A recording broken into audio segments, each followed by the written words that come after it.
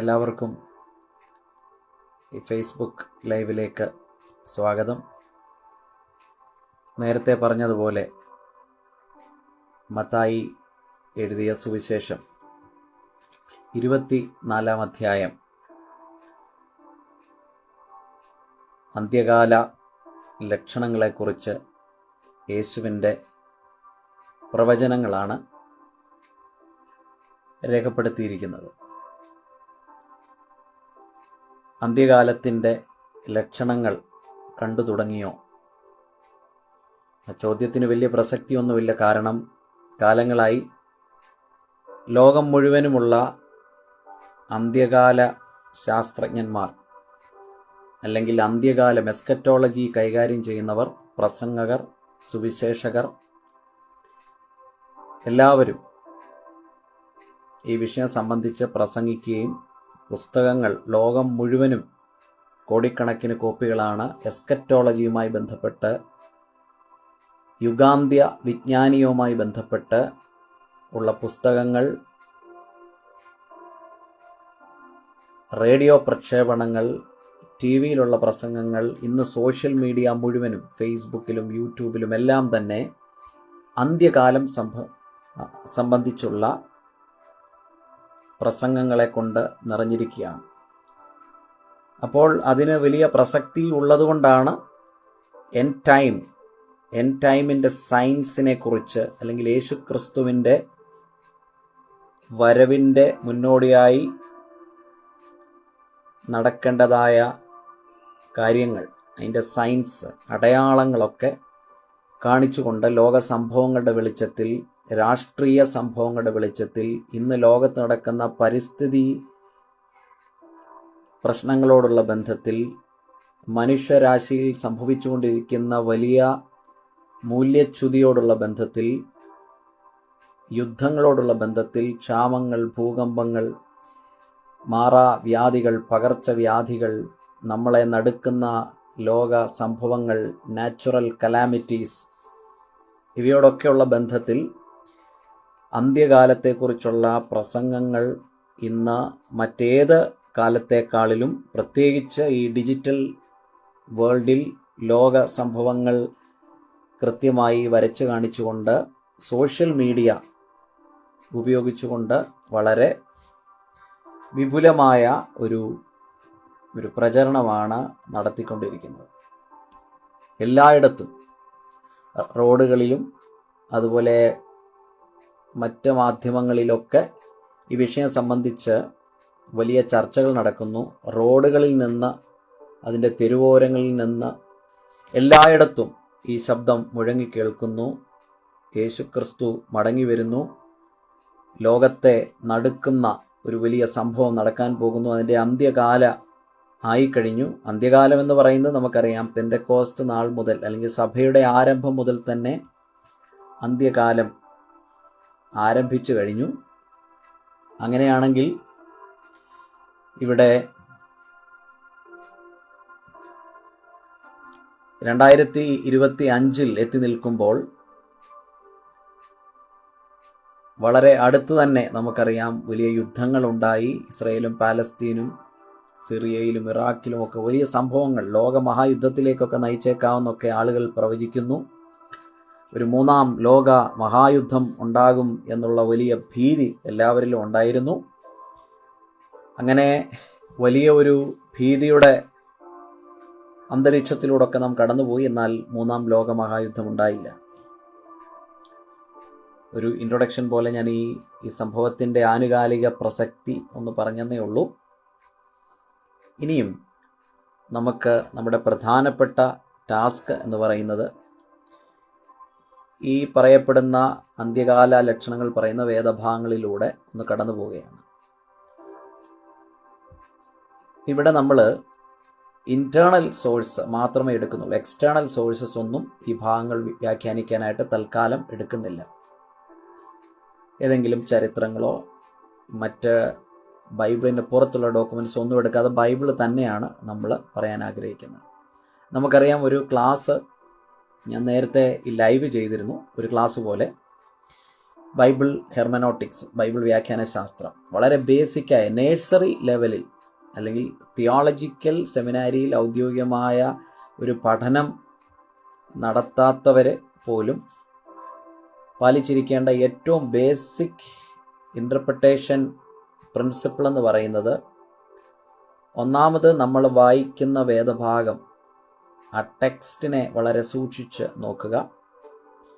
ആ ടെക്സ്റ്റിന് മുകളിലുള്ള വാക്യങ്ങൾ പ്രീ ടെക്സ്റ്റ്, അല്ലെങ്കിൽ ഇപ്പം 24-ാം അധ്യായമാണ് എടുക്കുന്നത്, അപ്പോൾ 23-ാം അധ്യായം കൂടെ ഒന്ന് നോക്കുന്നത് നന്നായിരിക്കും. വേദപുസ്തകത്തിൻ്റെ ചാപ്റ്റേഴ്സ് അത് മനുഷ്യർ തന്നെയാണ്, അല്ലെങ്കിൽ വളരെ ലേറ്റായി അത് തരംതിരിച്ച് മാറ്റിയതാണ്, എഡിറ്റ് ചെയ്തതാണ്. അതുകൊണ്ട് അധ്യായങ്ങൾക്ക് അത്ര വലിയ പ്രാധാന്യമില്ല. കാരണം 24-ാം അധ്യായം വായിക്കാൻ തുടങ്ങുമ്പോൾ 23-ാം അധ്യായം കൂടെ നമ്മൾ നോക്കേണ്ടി വരും ചില സമയത്ത്. അതുകൊണ്ടാണ് പ്രീ ടെക്സ്റ്റ്. അപ്പം വലിയ പ്രാധാന്യമുണ്ട് ടെക്സ്റ്റ്, പ്രീ ടെക്സ്റ്റ്, പിന്നെ ആ കോൺടെക്സ്റ്റ് എന്താണ് എന്ന് നമ്മൾ കൃത്യമായിട്ട് നോക്കേണ്ടതുണ്ട്. കോൺടെക്സ്റ്റ് എന്ന് പറയുമ്പോൾ ഒരുപാട് കോൺടെക്സ്റ്റ് നമുക്കവിടെ കാണാം. ഒരു വാക്യത്തിൽ ചിലപ്പോൾ അതിൻ്റെ ഹിസ്റ്റോറിക്കൽ കോൺടെക്സ്റ്റ് എന്ന് പറയുമ്പോൾ അവിടെ ഒരു പൊളിറ്റിക്കൽ കോൺടെക്സ്റ്റ് കാണാം, ഒരു കൾച്ചറൽ കോൺടെക്സ്റ്റ് കാണാം, ഒരു റിലീജിയസ് കോൺടെക്സ്റ്റ് കാണാം, ഒരു ജിയോഗ്രാഫിക്കൽ കോൺടെക്സ്റ്റ് മനസ്സിലാക്കണം. ഇങ്ങനെ ഒരുപാട് കോൺടെക്സ്റ്റുകൾ, അവിടുത്തെ ഒരു സാഹചര്യം, ആ സംഭവം നടന്ന സാഹചര്യം, ആ സംഭവം നടക്കുമ്പോൾ അതിന് സാക്ഷ്യം വഹിക്കുന്ന ആ സാഹചര്യം, ആ കണ്ടീഷൻ, ആ പ്രസൻറ്റ്, അന്നത്തെ ആ ഒരു പാസ്റ്റ്, ആ ഒരു കണ്ടീഷൻ നമ്മൾ മനസ്സിലാക്കണം. ഈ പ്രസൻറ്റിൽ ഇരുന്നു കൊണ്ട് ആ പാസ്റ്റ് കണ്ടീഷൻ നമ്മൾ മനസ്സിലാക്കണം. അപ്പം ഈ ടെക്സ്റ്റ് ഇമ്പോർട്ടൻ്റ് ആണ്, പ്രീ ടെക്സ്റ്റ് നോക്കണം, കോൺടെക്സ്റ്റ് നോക്കണം, ബേസിക് പ്രിൻസിപ്പിൾസ് ആണ്. പിന്നെ അടുത്തതാണ് ഓഡിയൻസ് റെലവൻസ്. ഇന്ന് നമ്മൾ ഇവിടെ ചർച്ച ചെയ്യാൻ പോകുന്ന ഈ മത്തായിയുടെ സുവിശേഷം 24-ാം അധ്യായം എടുക്കുമ്പോഴും 23-ാം അധ്യായവും കൂടെ നമുക്ക് എടുക്കേണ്ടി വരുന്നത്. കാരണം പ്രീ ടെക്സ്റ്റിന് വലിയ പ്രാധാന്യമുണ്ട്, കോൺടെക്സ്റ്റിന് പ്രാധാന്യമുണ്ട്. ഇനി ഓഡിയൻസ് റെലവൻസൂടെ നമ്മൾ നോക്കേണ്ടതുണ്ട്. അതുകൊണ്ട് ഞാനൊന്ന് ആരംഭിക്കുകയാണ്. യാതൊരു എക്സ്റ്റേണൽ സോഴ്സും നമ്മളിവിടെ എടുക്കുന്നില്ല, യാതൊരു ചരിത്രവും എടുക്കുന്നില്ല. നമ്മൾ ആകെപ്പാടെ എടുക്കുന്നത് ഇവിടുത്തെ ബൈബിൾ മാത്രമാണ്, ഇൻറ്റേർണൽ സോഴ്സസ് മാത്രമാണ് എടുക്കുന്നത്. അപ്പം 24-ാം അധ്യായം, ഇപ്പം എൻ്റെ കയ്യിലിരിക്കുന്ന ബൈബിളിന് ഹെഡിങ് ഉണ്ട്. ആ ഹെഡിങ്ങിൽ അവർ കൊടുത്തിരിക്കുന്നത് the destruction of the temple and signs before the end. ദൈവാലയത്തിൻ്റെ നാശവും അന്ത്യകാല ലക്ഷണങ്ങളും എന്നാണ് മലയാളത്തിൽ ഹെഡിങ് കൊടുത്തിരിക്കുന്നത്. അതായത് നമുക്കറിയാവുന്ന പോലെ യെരുശലേമിലെ ദേവാലയം, ആ ഉയർന്നു നിൽക്കുന്ന പ്രകാശഗോപുരം പോലെ ഉയർന്നു നിൽക്കുന്ന ദൈവാലയം, ആ ദൈവാലയമാണ് പ്ലോട്ട് എന്ന് പറയുന്നത്. ആ പ്ലോട്ടിലാണ് കാര്യങ്ങൾ നടക്കുന്നത്, ആ സെറ്റിങ്ങിലാണ്, ആ ലാൻഡിലാണ് കാര്യങ്ങൾ നടക്കുന്നത്. ജെറുസലേം ദൈവാലയം, ടെമ്പിൾ ഓഫ് ഗോഡ്, ദൈവത്തിൻ്റെ വിശുദ്ധ നഗരം ഉയർന്നിരിക്കുന്നതായ ഈ ദൈവാലയം, ഈ പള്ളി, ആ പശ്ചാത്തലമാണ്. ആ പള്ളിയുടെ മുറ്റം, നമ്മുടെ ഭാഷയിൽ പറഞ്ഞാൽ പള്ളിയുടെ മുറ്റം നമുക്കൊന്ന് സങ്കല്പിക്കാം. അവിടെ യേശു ഉണ്ട്, അതോടൊപ്പം യേശുവിൻ്റെ ശിഷ്യന്മാരും ഉണ്ടെന്ന് ഒന്ന് സങ്കല്പിച്ചുകൊണ്ട് വേണം ഈ ഭാഗങ്ങളിലൂടെ യാത്ര ചെയ്യാൻ. എല്ലാ ഭാഗത്തിലൂടെ ഇന്ന് പോകാൻ പറ്റുകയില്ല. പാർട്ട് 1 എന്ന രീതിയിൽ കുറച്ച് വാക്യങ്ങൾ മാത്രം ഇന്ന് ചിന്തിച്ച് ഇനി പാർട്ട് 2 അടുത്തൊരു അവസരത്തിൽ ചിന്തിക്കാം. അപ്പോൾ നിങ്ങൾ വളരെ ശ്രദ്ധയോടെ ഈ ഭാഗങ്ങൾ വായിക്കണം, വളരെ ശ്രദ്ധയോടെ. എന്നും വായിക്കുന്ന പോലെ വായിക്കരുത്. ഒരു റീഡിങ് എന്നെ കേൾക്കുന്ന എല്ലാ പ്രിയപ്പെട്ടവർക്കും ഉണ്ടാകണം, ഒരു റീഡിങ് എല്ലാവർക്കും ഉണ്ടാകണം എന്ന് ഞാൻ അപേക്ഷിക്കുകയാണ്. എന്ന് പറഞ്ഞാൽ എല്ലാ ദിവസവും വായിക്കുന്ന പോലെയല്ല, ഒരു റീഡിങ് ഉണ്ടാകണം. എൻ്റെ വോയിസ് കൃത്യമായിട്ട് കേൾക്കുന്നുണ്ടെന്നാണ് ഞാൻ ചിന്തിക്കുന്നത്. ആരെങ്കിലും ഒന്ന് കമൻറ്റ് ചെയ്യണം, എൻ്റെ വോയിസ് കൃത്യമായിട്ട് വരുന്നുണ്ടോ ഇല്ലയോ എന്നുള്ളതൊന്ന് കമൻറ്റ് ചെയ്യണം. അതൊരു വലിയ സഹായമായിരുന്നു. ചില സമയത്ത് നമ്മുടെ വോയിസ് ചിലപ്പോൾ കുറവായിരിക്കാം, ഒരു ബാക്ക്ഗ്രൗണ്ടിൽ ഒരു ചെറിയ ഒരു മ്യൂസിക് കൂടെ പോകുന്നുണ്ട്. അതുകൊണ്ട് വോയിസ് കറക്റ്റാണോ എന്നുള്ളതൊന്ന് ഒന്ന് കമൻറ്റ് ചെയ്താൽ ഒരുപാട് ഉപകാരമായിരുന്നു. അപ്പോൾ ഇവിടെ യേശു യഹൂദനാണ്. യഹൂദൻ്റെ ഏറ്റവും പാരമ്പര്യമുള്ള ആലയം. അവിടെ യേശുവിൻ്റെ ശിഷ്യന്മാരുണ്ട്. യേശുവിൻ്റെ ശിഷ്യന്മാരും യഹൂദന്മാരാണ്. ആ ഒരു കോണ്ടെക്സ്റ്റാണ്. ഓക്കെ, അപ്പം 24 അധ്യായത്തിലേക്ക് നമ്മൾ പോകുന്നതിന് മുമ്പ് 23 അധ്യായത്തിലേക്ക് ഇതിൻ്റെ പ്രീ ടെക്സ്റ്റിൽ ഞാൻ നോക്കിയപ്പോൾ, ഓക്കെ, താങ്ക് യു ജോജോ ബ്രദറെ, വളരെ നന്ദി. Okay, thank U. അപ്പോൾ ഇതിൻ്റെ പ്രീ ടെക്സ്റ്റ് 23 അധ്യായം ഒന്ന് നോക്കേണ്ടത് വളരെ ആവശ്യമാണ്. 23 അധ്യായം മുതൽ തുടങ്ങണം. ഞാൻ 24 പറഞ്ഞെങ്കിലും 23 അധ്യായത്തിൻ്റെ കോണ്ടെക്സ്റ്റ് എന്ന് പറയുന്നത് യേശു ശാസ്ത്രിമാരെയും പരീശന്മാരെയും ശാസിക്കുന്ന ഒരു രംഗമാണ്. യേശു ശാസ്ത്രിമാരെയും പരീശന്മാരെയും ശാസിക്കുന്ന ഒരു രംഗമാണ് നമുക്ക് കാണാൻ സാധിക്കുന്നത്. നമുക്കറിയാം, ഈ ശാസ്ത്രിമാരും ഈ പരീശന്മാരും, സ്ക്രൈബ്സ് ആൻഡ് ഫാരിസീസ്, ഈ സ്ക്രൈബ്സും ഫാരിസീസും എപ്പോഴും യഹൂദ മതത്തിൻ്റെ വക്താക്കളാണ്. അവർ യഹൂദ ആ ഒരു റിലീജിയൻ്റെ മാത്രമല്ല, ആ ഒരു പൊളിറ്റിക്കൽ ഒരു ഗ്യാങ്ങാണ്, ഒരു പൊളിറ്റിക്കൽ വിങ്ങൂടാണ്. അതിൻ്റെ കാരണം നമുക്കറിയാം, ആ കാലത്ത് റോമാക്കാരാണ് ആ നാടിനെ അടക്കി ഭരിച്ചുകൊണ്ടിരുന്നത്. ഇതൊക്കെ നമുക്കറിയാം, നമ്മളോട് പറയേണ്ട ആവശ്യമില്ല. യേശുവിൻ്റെ കാലഘട്ടത്തിൽ ആരാണ് അവിടെ ഭരിച്ചുകൊണ്ടിരുന്നത്? റോമൻ ഗവൺമെൻറ്റാണ്, റോമൻ സൈന്യമാണ് അവിടെ ഭരണം നടത്തുന്നത്. ഞാൻ ആദ്യമേ പറഞ്ഞു, ഞാനിതിൻ്റെ പുറത്തോട്ടുള്ള കാര്യങ്ങൾ പറയത്തില്ല എന്ന് പറഞ്ഞു. കാരണം അവിടുത്തെ മറ്റ് ബാക്ക്ഗ്രൗണ്ടുകൾ കൂടുതലായിട്ട് ഞാൻ പറയുന്നില്ല. എന്നാലും ഞാൻ പറഞ്ഞല്ലോ, ഒരു ബൈബിൾ ഭാഗം വ്യാഖ്യാനിക്കാനായിട്ട് ആ ഒരു കോണ്ടെക്സ്റ്റ് ഒരല്പമെങ്കിലും നമ്മൾ മനസ്സിലാക്കിയിരിക്കണം. തിയോളജിക്കൽ സെമിനാരിയിൽ അല്ലെങ്കിൽ ഔദ്യോഗികമായിട്ട് തിയോളജിക്കൽ എഡ്യൂക്കേഷൻ ഒരുപക്ഷെ സെമിനാരിയിൽ പോവുകയോ പോകാതെയോ ഒക്കെ പഠിച്ചവരെ സംബന്ധിച്ചോളം കുഴപ്പമില്ല.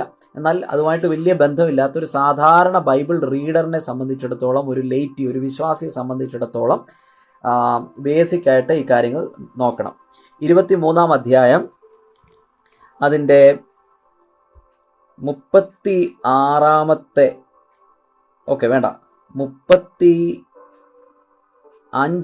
വാക്യം ഒരു ഓൾഡ് ടെസ്റ്റ്മെൻറ്റിൻ്റെ ഭാഗമാണ്, ഒരു സംഭവമാണ്. നീതിമാനായ ഹാബേലിൻ്റെ രക്തം മുതൽ നിങ്ങൾ മന്ദിരത്തിനും യാഗപീഠത്തിനും നടുവിൽ വെച്ച്, നിങ്ങൾ കണ്ടോ, നീതിമാനായ ഹാബേലിൻ്റെ രക്തം മുതൽ, ഞാൻ വളരെ പെതുക്കെ പോകത്തുള്ളൂ, കുറേ പാർട്ടായിട്ട് പോയാലും കുഴപ്പമില്ല. നീതിമാനായ ഹാബേലിൻ്റെ രക്തം മുതൽ, യേശു സംസാരിക്കുന്നത് യഹൂദന്മാരോടാണ്. ഈ കാര്യങ്ങളെ വ്യക്തമായിട്ട് അറിയാവുന്ന യഹൂദനോടാണ് യേശു സംസാരിക്കുന്നത് എന്ന് നിങ്ങൾ കൃത്യമായി മനസ്സിലാക്കിയിരിക്കണം. കാരണം ഹാബേലിനെ കുറിച്ച് അവിടെയുള്ള മറ്റാളുകളോടല്ല, അല്ലെങ്കിൽ റോമൻ സൈന്യത്തിലുള്ള ആരെങ്കിലും വിളിച്ചു കൂട്ടിയിട്ട് ഒരു മീറ്റിംഗ് വിളിച്ചു കൂട്ടിയിട്ടല്ല സംസാരിക്കുന്നത്. അവിടെ റോമാക്കാരൊക്കെ ഉണ്ട്. യേശു വിളിച്ചാൽ അങ്ങനെ റോമാക്കാർ വരുമോ എന്ന് എനിക്കറിയത്തില്ല. അല്ലെങ്കിൽ റോമൻ സൈന്യത്തിലുള്ള കുറേ ആൾക്കാരെ വിളിച്ചിട്ടല്ല. ഇവിടെ കൃത്യമായിട്ട് യഹൂദനോടാണ് സംസാരിക്കും. നീതിമാനായ ഹാബേലിൻ്റെ രക്തം മുതൽ നിങ്ങൾ, ഈ നിങ്ങൾ എന്ന് പറയുന്നത് വളരെ ഇമ്പോർട്ടൻ്റ് ആണ്. ആരാണ് നിങ്ങൾ? നമ്മളാണോ? നിങ്ങൾ തന്നെ പറയണം, നമ്മളാണോ? കാരണം ഈ ബൈബിള് ദൈവത്തിൻ്റെ വചനമാണ്. അപ്പോൾ ഇവിടെ പറയുകയാണ് നിങ്ങൾ. ഇന്ന് ഒരുപാട് പേര് പറയുന്ന കുറേ കാര്യങ്ങളുണ്ട്. ഞാൻ അതുകൂടെ ഒന്ന് സൂചിപ്പിക്കാം. ഇത് ആദ്യത്തെ ഒരു ക്ലാസ് ആണല്ലോ, ഒരു പാർട്ട് 1 ആണല്ലോ ലൈവ്. ഒരുപാട് പേര് ഇന്ന് പറയുന്നുണ്ട്, ഈ ഭാഗത്തിനൊന്നും ഒരു പ്രസക്തിയുമില്ല, ഈ ഭാഗത്തിനൊന്നും ഒരു പ്രസക്തിയുമില്ല. സോഷ്യൽ മീഡിയയിൽ, ഫേസ്ബുക്കിലും യൂട്യൂബിലും എല്ലാം ഈ വിഷയം സംബന്ധിച്ച് ഒരുപാട് ലൈവുകൾ നടന്നു കഴിഞ്ഞു. ഞാൻ ചിന്തിച്ചു കുറേ ലൈവുകളൊക്കെ ഒന്ന് തീരട്ടെ, എന്നിട്ട് വേണം ഈ ഭാഗത്തെക്കുറിച്ചൊന്ന് ആധികാരികമായിട്ട് സംസാരിക്കാൻ, ഈ ഭാഗത്തെക്കുറിച്ചൊന്ന് ആധികാരികമായിട്ട് വിശദീകരിക്കാൻ. കുറേ ആളുകൾ പറയുന്നത്, നിങ്ങൾ കമൻറ്റ് ചെയ്യണം. ഞാൻ ഈ പറയുന്നതൊക്കെ ശരിയാണെങ്കിൽ എനിക്ക് ഒരു അതിനെക്കുറിച്ച് നിങ്ങളുടെ അഭിപ്രായം കൂടെ ഇടയ്ക്ക് കമൻറ്റ് ചെയ്യാം. കുറേ ആളുകൾ പറയുന്ന ഈ ഭാഗങ്ങൾക്കൊന്നും ഒരു പ്രസക്തിയില്ല. ചില ആളുകൾ ഇതൊന്നും വിശ്വസിക്കുന്ന പോലുമില്ല. യേശു പറഞ്ഞ പ്രവചനങ്ങളാണ് അവർ പറയുന്നത്, ഞങ്ങൾ ഇതൊന്നും വിശ്വസിക്കുന്നില്ല എന്ന് ചിന്തിക്കുന്ന ക്രിസ്ത്യാനികളുണ്ട്. മറ്റു ചില ആളുകൾ പറയുന്നത് ഈ ഭാഗമെല്ലാം നടന്നു കഴിഞ്ഞ സംഭവമാണ്. അത് ഞാൻ ഈ കഴിഞ്ഞിടെയാണ് കേൾക്കുന്നത്. ഇതെല്ലാം നടന്നു കഴിഞ്ഞു എന്ന് പറയുന്ന ഒരു കൂട്ടർ, ഇതിലൊന്നും വലിയ വിശ്വാസമില്ലാതെ ആ നടക്കുന്നെങ്കിൽ നടക്കട്ടെ എന്ന് പറയുന്ന കുറേ ആളുകൾക്ക്, അവർക്കിന്നൊരു വിഷയമല്ല. അവരിങ്ങനെ പ്രസംഗം കേൾക്കുന്നു, ഓക്കെ പ്രസംഗിച്ചോളൂ, ഞങ്ങൾ കേൾക്കാം, കുഴപ്പമൊന്നുമില്ല. അന്ത്യകാലമാണോ, യേശുവിൻ്റെ വരവ്, ഇതൊന്നും ഓക്കെ, ലോക സംഭവങ്ങൾ അത് നടക്കുന്നു, ഭയങ്കര പ്രസംഗങ്ങൾ നമ്മൾ കേട്ടോണ്ടിരിക്കുക. ചില ആൾക്കാർ പറയുന്നത് ഇതെല്ലാം നടന്നു കഴിഞ്ഞു, AD 70 ഇതെല്ലാം നടന്നു കഴിഞ്ഞു. നിങ്ങളത് കേട്ടിട്ടുണ്ടായിരിക്കാം. AD 70 ഈ പറയുന്ന 23-ാം അധ്യായത്തിലെ അല്ലെങ്കിൽ 24-ാം അധ്യായത്തിലെ സംഭവങ്ങളെല്ലാം AD 70 നടന്നു കഴിഞ്ഞു. അങ്ങനെ പറയുന്നവരുണ്ട്. അപ്പോൾ ഈ ഭാഗങ്ങളെല്ലാം AD 70 നടന്നു കഴിഞ്ഞു. അതുപോലെ ഈ വെളിപ്പാട് പുസ്തകത്തിൽ പറയുന്ന കാര്യങ്ങളും ദാനിയേൽ പ്രവചനത്തിൽ പറയുന്ന കാര്യങ്ങളും എസക്കിയേൽ പ്രവചനത്തിൽ പറയുന്ന കാര്യങ്ങളും ഇങ്ങനെ എസ്കറ്റോളജി, അപ്പോക്കാലിപ്റ്റിക് ലിറ്ററേച്ചർ എന്ന് പറയുന്ന നമ്മൾ തരം തിരിച്ച് പഠിക്കുന്ന ഈ ഭാഗങ്ങളിൽ നടക്കുന്ന കാര്യങ്ങളെല്ലാം നടന്നു കഴിഞ്ഞു എന്ന് പറയുന്നവരും ഉണ്ട്. അപ്പോൾ ആദ്യത്തെ കൂട്ടർ അവർക്കിതൊന്നും വലിയ കാര്യമല്ല. അവരെ ഒരു ശീതവാനുമല്ല ഉഷ്ണവാനുമല്ല, ഒരു എന്താ പറയുന്നത്, ഒരു രീതിയിൽ അങ്ങ് പോകുന്നു. എന്നാൽ ഒരു കൂട്ടർ പറയുന്ന ഇതെല്ലാം നടന്നു കഴിഞ്ഞു, ഇനി നടക്കാനൊന്നും ഇല്ല, അതുകൊണ്ട് നിങ്ങൾ വളരെ റിലാക്സ് ആയിട്ടിരുന്നോളൂ എന്ന് പറയുന്നവരുണ്ട്. ഞാൻ ഇതെല്ലാം കേട്ടതിൻ്റെ വെളിച്ചത്തിൽ ഞാൻ ഒന്ന് ചിന്തിച്ചു. ഞാൻ ഒരുപാട് പ്രാവശ്യം ഈ വേദഭാഗങ്ങളെല്ലാം വായിച്ചിട്ടുണ്ട്, ഒരുപാട് പുസ്തകങ്ങൾ ഈ വിഷയം സംബന്ധിച്ച് വായിച്ചിട്ടുണ്ട്, പ്രസംഗങ്ങൾ കേട്ടിട്ടുണ്ട്. ഈ കഴിഞ്ഞ ദിവസവും ഞാൻ അങ്ങനെ ഒരു പ്രസംഗം കേട്ടു. അപ്പം ഞാൻ ഓർത്തു, ഇന്നൊരു പുതിയ ഒരു സ്പെക്സ് വെച്ചുകൊണ്ട് ഇത് വായിക്കാം. ഞാൻ പുതിയ സ്പെക്സ് എന്ന് പറയുന്നത് ഉദ്ദേശിക്കുന്ന ഒരു പുതിയ ഒരു പെർസ്പെക്റ്റീവിലൊന്ന് വായിക്കുക, അല്ലെങ്കിൽ ഇതുവരെ വായിച്ച പോലെ അല്ല, ഒന്ന് റീറീഡ് ചെയ്യാം എന്ന് ഞാൻ ചിന്തിച്ചു.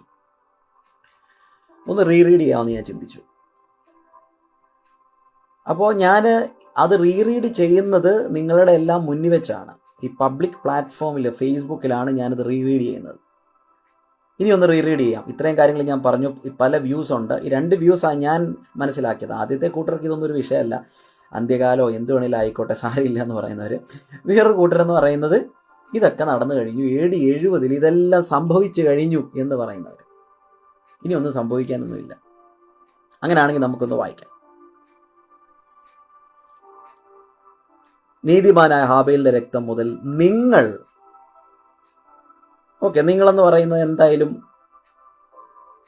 യഹൂദന്മാരായിരിക്കുമല്ലോ, അല്ലെങ്കിൽ അവിടെ നിന്ന് ആ ഒരു ഓഡിയൻസ് ആയിരിക്കുമല്ലോ. ഓഡിയൻസ് എന്ന് പറയുന്നത് ആരാ? യഹൂദന്മാരാണ്.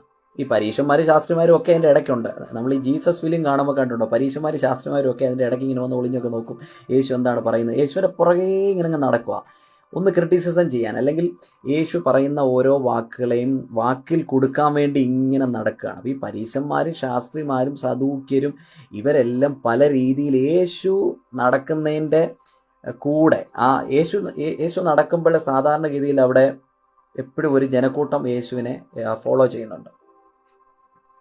അതിൻ്റെ ഇടയ്ക്കൊക്കെ ആയിട്ടിങ്ങനെ നടക്കുന്നുണ്ട്. ഈ നിങ്ങളെന്ന് പറയുന്നത് എന്നെ ഒന്ന് സ്ട്രൈക്ക് ചെയ്ത വാക്ക്. നീതിമായ ഹാബേലിന്റെ രക്തം മുതൽ നിങ്ങൾ, മന്ദിരത്തിനും യാഗപീഠത്തിനും നടുവിൽ വെച്ച് കൊന്നവനായി ബെരഖ്യാവിൻ്റെ മകനായ സെക്രിയാവിൻ്റെ രക്തം മുതൽ ഭൂമിയിൽ ചൊരിഞ്ഞ നീതിയുള്ള രക്തം എല്ലാം നിങ്ങളുടെ മേൽ വരേണ്ടതാകുന്നു. ഞാൻ ചില ഭാഗങ്ങൾ അല്പം സ്പീഡിൽ അങ്ങ് പോവും, നിങ്ങൾ തെറ്റിദ്ധരിക്കില്ല. കാരണം ഈ ലൈവ് എന്ന് പറയുമ്പോൾ ഇത് ഒരുപാട് സമയം എല്ലാവർക്കും ഇരുന്ന് കേൾക്കാനായിട്ടുള്ള ഒരു ക്ഷമ ഉണ്ടാകണമെന്നില്ല. കണ്ടോ, അപ്പോൾ യേശു പറയുകയാണ്, ഈ രക്തം നിങ്ങളുടെ മേൽ വരേണ്ടതാകുന്നു. ഇംഗ്ലീഷിലൂടെ വായിക്കണമെന്നുണ്ട്, കാരണം കുറച്ചുകൂടെ ക്ലാരിറ്റി കിട്ടും ഇംഗ്ലീഷിൽ വായിക്കുമ്പോൾ. അത് നമുക്ക് സമയമുള്ള പോലെ വായിക്കാം. നിങ്ങളുടെ മേൽ. അപ്പം നിങ്ങളെന്ന് പറയുന്നത് എന്തായാലും നമ്മളല്ല. നിങ്ങളെന്ന് പറയുന്ന ആരല്ല? നമ്മളല്ല. ആണോ? നിങ്ങൾ പറ.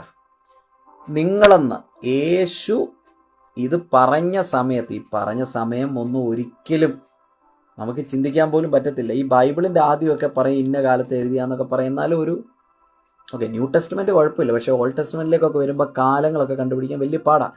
ഒരു ഊഹാപോഹത്തിലാണ് പല കാലങ്ങളുമൊക്കെ എഴുതുന്നത്. അതൊക്കെ നമുക്ക് സമ്മതിക്കാം.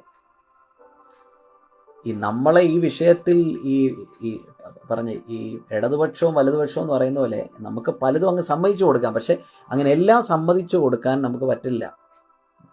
സോഷ്യൽ മീഡിയയിൽ കേൾക്കുന്ന കാണുന്ന എല്ലാ കാര്യങ്ങളെയും സമ്മതിച്ചു കൊടുത്തുകൊണ്ട് മൗനമായിട്ട് ഇരിക്കാനായിട്ട് നമുക്ക് പറ്റത്തില്ല. കാരണം ഈ തിരുവെഴുത്തുകൾ ഇവർ പറയുന്ന കാര്യങ്ങൾ അങ്ങനെ തന്നെയോ എന്ന് നമ്മൾ പരിശോധിക്കണം. Rightly divide the word of God എന്നാണ് പറയുന്നത്. സ്ക്രിപ്ചറിനെ റൈറ്റായിട്ട് ഡിവൈഡ് ചെയ്യണം. അതാണ് എക്സിജിസിസ് എന്ന് പറയുന്ന പ്രോസസ്സ്. വ്യാഖ്യാന ശാസ്ത്രത്തിൽ ഹെർമനോട്ടിക്സിലെ നമ്മൾ ചെയ്യുന്ന ആ ഒരു ഓപ്പറേഷൻ പറയുന്ന പേരാണ്, ആ ഒരു ഡയഗ്നോസ് ചെയ്യുന്ന, രോഗം കണ്ടുപിടിച്ച് ശരിയായ അർത്ഥം കണ്ടുപിടിച്ച് അതിനെ ഡയഗ്നോസ് ചെയ്ത് എന്താണ് രോഗമെന്ന് കണ്ടുപിടിച്ച് അതിനൊരു ക്ലിയർ അണ്ടർസ്റ്റാൻഡിങ്, ക്ലാരിറ്റി കൊടുക്കുന്നതിനാണ് നമ്മൾ, ആ പ്രോസസ്സിനാണ് എക്സിജിസിസ് എന്ന് പറയുന്നത്. അതാണ് ഇവിടെ ചെയ്തുകൊണ്ടിരിക്കുന്നത്. പക്ഷേ ബൈബിൾ മാത്രമേ നമ്മൾ ഉപയോഗിക്കുന്നുള്ളൂ. കൂടുതലായിട്ട് നമ്മൾ അതർ സോഴ്സസ്, ഔട്ട്സൈഡിലുള്ള എക്സ്റ്റേണൽ സോഴ്സസ് കൂടുതലായിട്ട് ഉപയോഗിക്കുന്നില്ല. ചിലപ്പോൾ അല്പമായിട്ടൊക്കെ ഉപയോഗിച്ചെന്ന് വരും. അപ്പം നിങ്ങളുടെ മേൽ വരേണ്ടതാണ്. ഇനി അടുത്തത്, അപ്പോൾ ഒരു വലിയ ന്യായവിധി നിങ്ങളുടെ മേൽ വരണമെന്നാണ് യേശു പറയുന്നത്. കാരണം നിങ്ങൾ ഒരുപാട് പേരെ കൊന്നിട്ടുണ്ട്. ചുരുക്കം അത്രയേ ഉള്ളൂ. നിങ്ങൾ പ്രവാചകന്മാർ, ഹാബേൽ മുതൽ ഇങ്ങോട്ട് സെക്കറിയാവിൻ്റെ രക്തം വരെ യഹൂദന്മാർ ചൊരിയിച്ചിട്ടുണ്ടെന്നുള്ളതാണ് പറയുന്നത്. ഇത് ചെറിയ കാര്യമല്ല.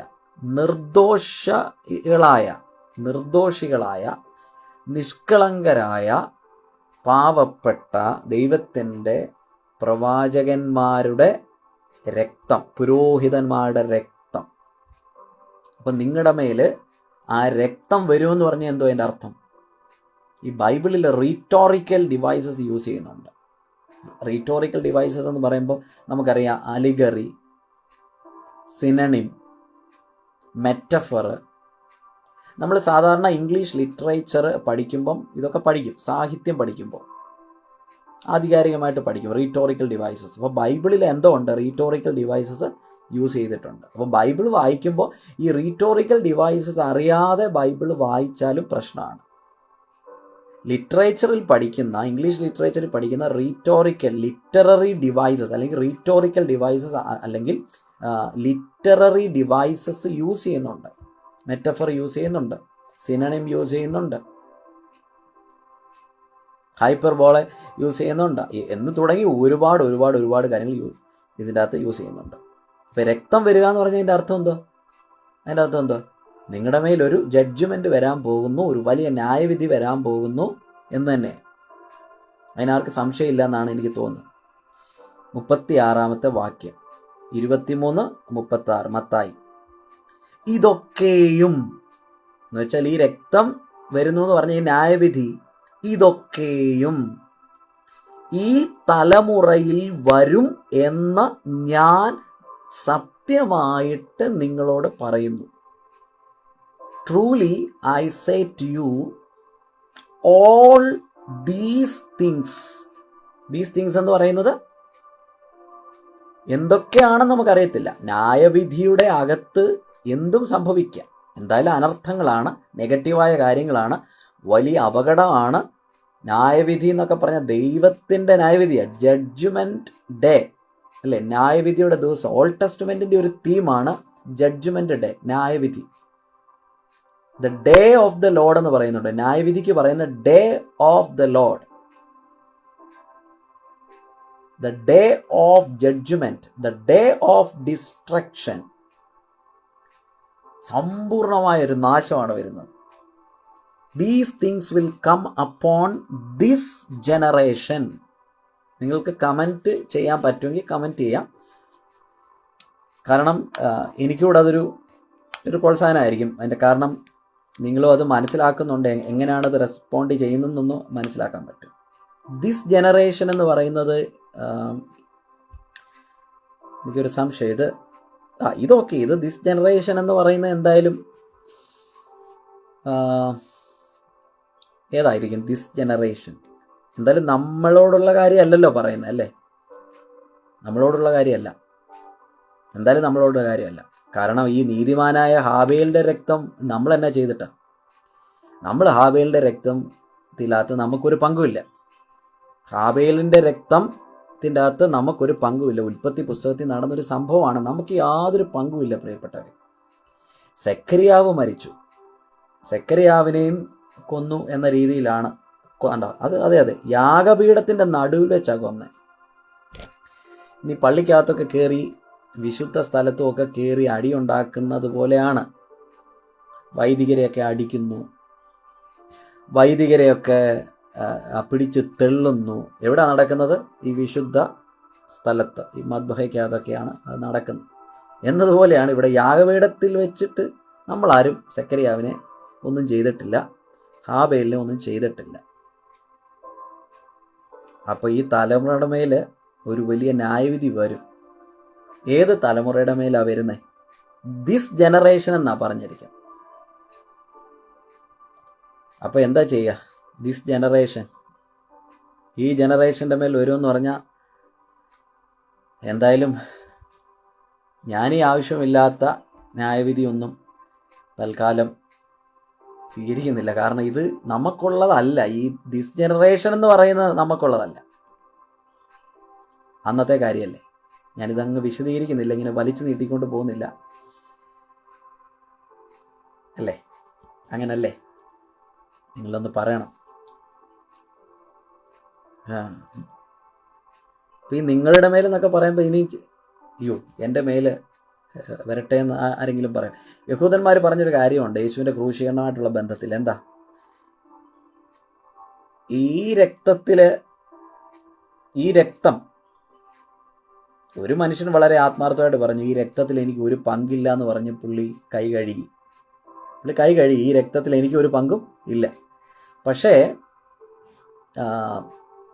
യഹൂദന്മാർ ഉറക്കെ വിളിച്ച് ആവേശത്തിൽ അങ്ങ് പറഞ്ഞു, ഈ രക്തം എന്ന് പറഞ്ഞാൽ യേശു ക്രിസ്തുവിൻ്റെ രക്തം ഞങ്ങളുടെ മേലും ഞങ്ങളുടെ തലമുറയുടെ മേലും വരട്ടെ. തലമുറയുടെ മേൽ വന്നു. പക്ഷേ ഇന്ന് നമ്മളൊരു ഇസ്രായേലിൽ ചെന്നിട്ട് അവിടുത്തെ ഒരു ഓർത്തഡോക്സ് ജ്യൂ, വളരെ യാഥാസ്ഥിതികനായ ഒരു യഹൂദനോട്, അല്ലെങ്കിൽ ഇന്നത്തെ അവിടുത്തെ ഈ മതഭക്തി ഒന്നും ഇല്ലാത്ത മോഡേൺ ആധുനിക തലമുറയോട്, ചെറുപ്പക്കാരോട് നമ്മളിത് പറഞ്ഞാൽ അവർ പറയും ഞങ്ങൾ ബ്ലെസ്ഡ് ആണ്, ഞങ്ങൾക്കൊരു കുഴപ്പമില്ല. ഇന്ന് ലോകത്തെ മുഴുവനും മുൾമുനയിൽ നിർത്താനുള്ള എല്ലാ ടെക്നോളജിയും സാങ്കേതിക വിദ്യകൾ, പിന്നെ ഒരു യുദ്ധം വന്നാൽ എല്ലാ തരത്തിലുള്ള ആയുധങ്ങളും, അത്യാധുനിക ആയുധങ്ങൾ ഇസ്രായേലിൻ്റെ കയ്യിലുണ്ട്. അമേരിക്കയ്ക്ക് പോലും പല രീതിയിലുള്ള ആയുധങ്ങൾ, അതുപോലെ എയർക്രാഫ്റ്റുകളൊക്കെ കൊടുക്കാറുണ്ട്. അതിലേക്ക് നമ്മൾ പോകണ്ട. പക്ഷേ 24 അധ്യായമാണ്, പക്ഷേ ഇതുവരെ 24 അധ്യായത്തിലേക്ക് വന്നിട്ടില്ല. കാരണം ഒരു ബാക്ക്ഗ്രൗണ്ട് പഠിക്കാൻ, അതായത് ഒരു ടെക്സ്റ്റ് വായിക്കുന്നതിന് മുന്നേ അതിൻ്റെ പ്രീ ടെക്സ്റ്റ് നോക്കണം എന്ന് പറയുന്നതിൻ്റെ ഇമ്പോർട്ടൻസ് ആണ് ഇവിടെ വന്നിരിക്കുന്നത്. അതുകൊണ്ടാണ് ഇത്രയും സമയം പോകുന്നത്.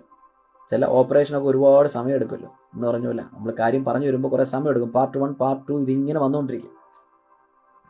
എല്ലാം നിങ്ങളുടെ തലമുറയുടെ മേൽ വരേണ്ടതാകും. അപ്പം അടുത്ത വാക്യം, ഇതൊക്കെയും ഈ തലമുറ മേൽ വരുമെന്ന് ഞാൻ സത്യമായി നിങ്ങളോട് പറയുന്നു. ഇതെല്ലാം ഈ തലമുറയുടെ മേൽ വരും. ഏത് തലമുറ?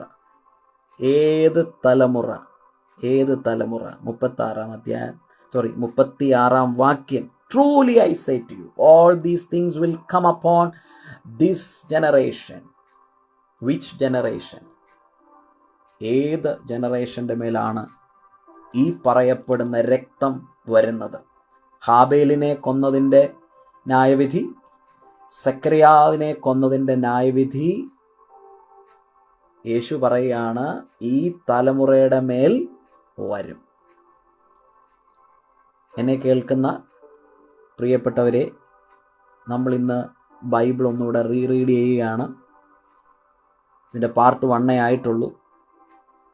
നിങ്ങൾ എൻ്റെ കൂടെ റീഡ് ചെയ്യുക, ബൈബിൾ തുറക്കുക, നിങ്ങളുടെ കയ്യിലുള്ള ബൈബിൾ തുറക്കുക, ഇംഗ്ലീഷ് ഓർ മലയാളം ഏത് ഭാഷയിൽ ബൈബിൾ തുറക്കുക. എന്നെ ഒരുപാട് പേര് വേറെ ഭാഷയിലുള്ളവർ, നമ്മുടെ ഭാരതത്തിലെ തന്നെ മറ്റ് ഭാഷയിലുള്ളവരും കാണുന്നുണ്ട്. അവർക്ക് ഇതെന്താണെന്ന് മനസ്സിലാകുന്നില്ല. അതൊരു വലിയ പ്രശ്നമാണ്. അപ്പം ഇംഗ്ലീഷിലൂടെ ഇത് വിശദീകരിക്കാൻ പോയാൽ ഇവിടെ എങ്ങും നിൽക്കുകയില്ല, സമയം ഒരുപാട് അതിക്രമിക്കും. എന്നാൽ ഇംഗ്ലീഷും അറിയാത്തവരുണ്ട്, ഹിന്ദി മാത്രം അറിയുന്നവരുണ്ട്, അവർക്കും ബുദ്ധിമുട്ടാകും. അപ്പം ഇത് തന്നെയാണ് നല്ലത്. ഇനി അടുത്തത് 37. യെരുശലേമേ യെരുശലേമേ.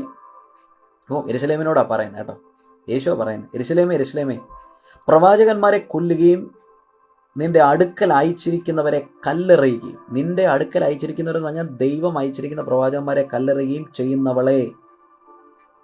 ഒരു ഫെമിനിനാണ് പറയുന്നത്. യെരുശലേമിനെ ഒരു സ്ത്രീ പോലെയാണ് പറയുന്നത്, ഒരു സ്ത്രീ പോലെയാണ് പറയുന്നത്.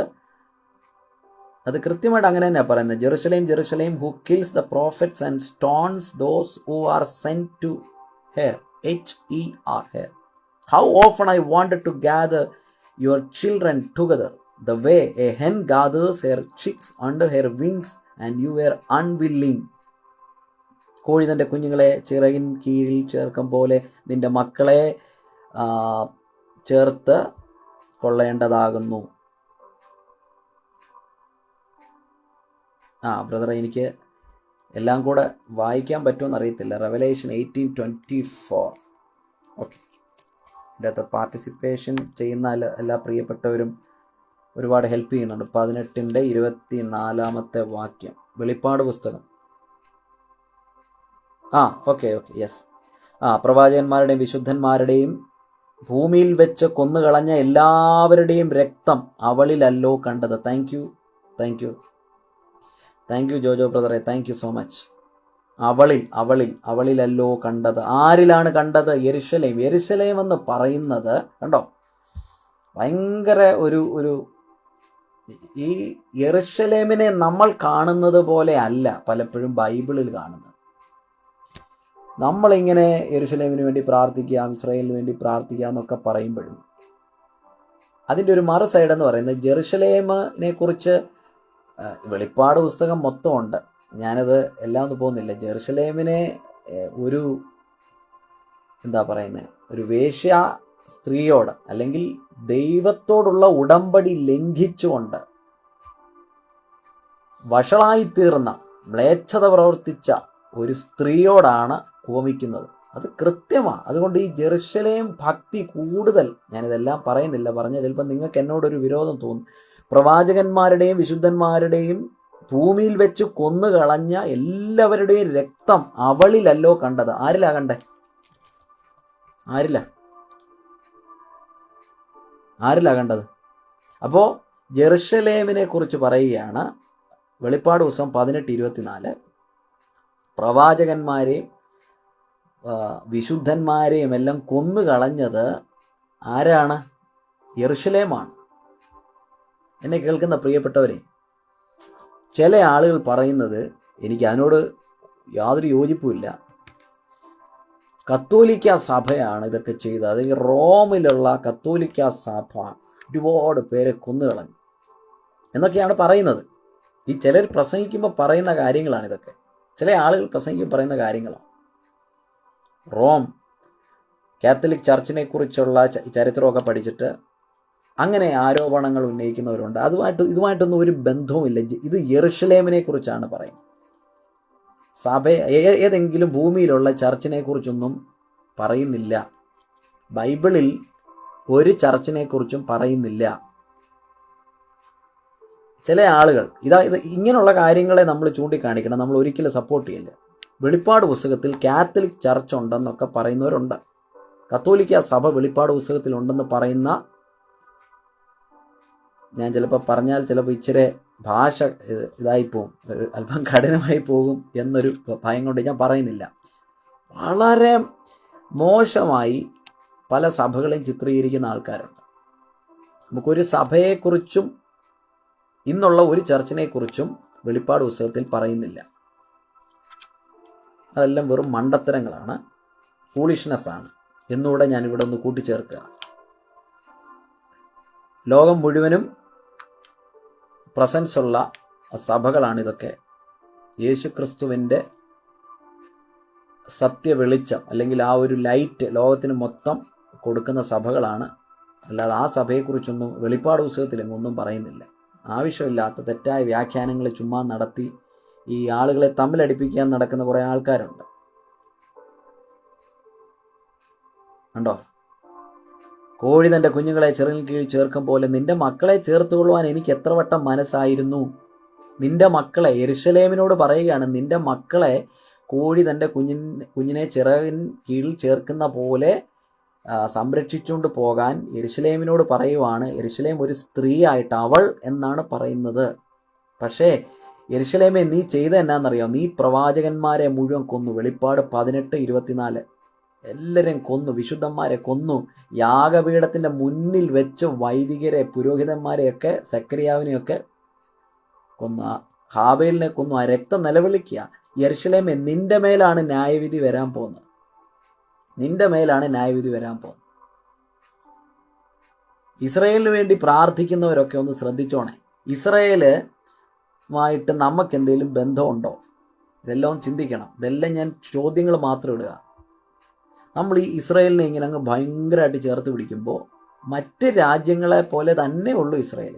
ദൈവത്തിൻ്റെ സൃഷ്ടിയാണ് ഈ ഭൂമിയിലുള്ള മനുഷ്യർ living and non living organisms എന്ന് നമ്മൾ പറയും. എല്ലാം ദൈവത്തിൻ്റെ സൃഷ്ടിയാണ്. യെരുശലേമിനോ ഇസ്രായേലിനോ ഒരു പ്രത്യേക പദവിയൊന്നും ഇപ്പോൾ ഇല്ല.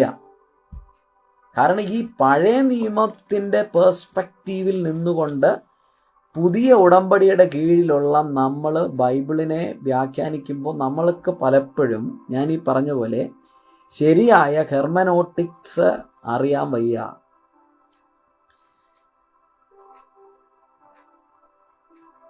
കണ്ടോ? നിങ്ങൾക്കോ മനസ്സായില്ല. എനിക്ക് എത്ര വട്ടം മനസ്സായിരുന്നു.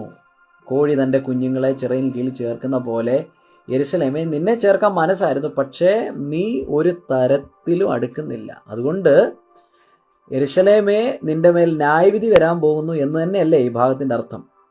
എന്നെ കാണുന്ന എൻ്റെ പ്രിയപ്പെട്ട സുഹൃത്തുക്കൾ, സഹോദരങ്ങൾ അങ്ങനെയാണെന്ന് ചിന്തിക്കുന്നെങ്കിൽ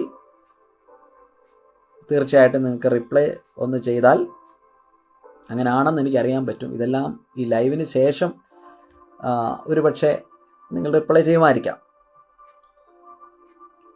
ഇനി 38-ാമത്തെ വാക്യം ഒന്ന്, മത്തായി 23:38. നിങ്ങളുടെ ഭവനം ശൂന്യമായി തീരും. Verse 38. Behold, your house is being left to you desolate. Your house is being left to you. Left to you എന്ന് പറയുമ്പോൾ നിങ്ങളുടെ കയ്യിൽ നിന്ന് പോകും. അതിന് മലയാളത്തിൽ ശൂന്യമായി തീരും, എംപ്റ്റി ആകും. 39-ാം വാക്യം, കർത്താവിൻ്റെ നാമത്തിൽ വരുന്നവൻ അനുഗ്രഹിക്കപ്പെട്ടവൻ എന്ന് നമ്മളാണോ? യേശു യെരുശലേം ദേവാലയത്തിൻ്റെ മുറ്റത്ത് നിൽക്കുകയാണെന്ന് ഞാൻ ആദ്യം പറഞ്ഞു. യെരുശലേം ദേവാലയത്തിൻ്റെ മുറ്റത്ത് നിൽക്കുകയാണ്. അവിടെ ശിഷ്യന്മാരുണ്ട്. അതാണ് ഇനി നമ്മൾ സംസാരിക്കാൻ പോകുന്നത്. അവിടെ ശിഷ്യന്മാർ ഉണ്ട്. ആ ശിഷ്യന്മാരോടാണ് സംസാരിക്കുന്നത്, ഓഡിയൻസിനോടാണ് സംസാരിക്കുന്നത്. ഓഡിയൻസ് റെലവൻസ് എന്ന് പറയുമ്പോൾ ഓഡിയൻസ് ആരാണ്? Okay, thank U. ഓഡിയൻസ് ആരാണ്? യഹൂദന്മാരാണ്, ശിഷ്യന്മാരാണ്. ഓക്കെ, ശിഷ്യന്മാരെ അവിടെ ഉള്ളൂ. ആ ഒരു കോർ ഗ്രൂപ്പ് മാത്രമേ അവിടെ ഉള്ളൂ എന്ന് നമുക്ക് ചിന്തിക്കാം. അവിടെ ആരെങ്കിലും വന്ന് നിൽപ്പുണ്ടോയെന്നൊന്നും നമുക്കറിയത്തില്ല. ഉണ്ടെങ്കിലോ നിന്നോട്ട് കുഴപ്പമൊന്നുമില്ല.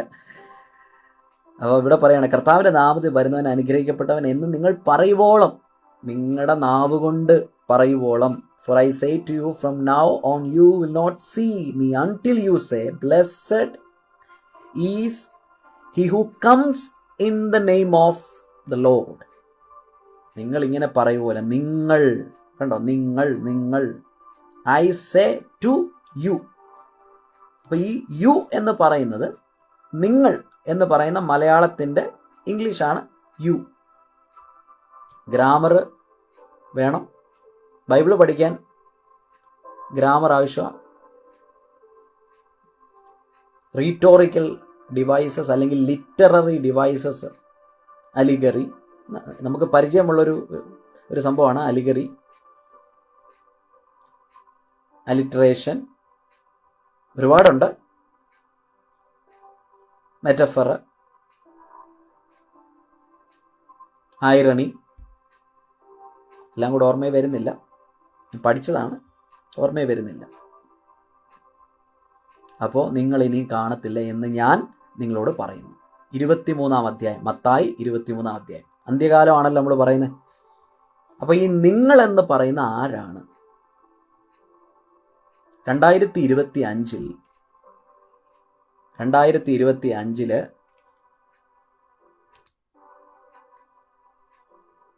കേരളത്തിൽ അല്ലെങ്കിൽ ലോകത്തിൻ്റെ ഏതെങ്കിലും ഭാഗത്ത് ഇരിക്കുന്ന നമ്മളാണോ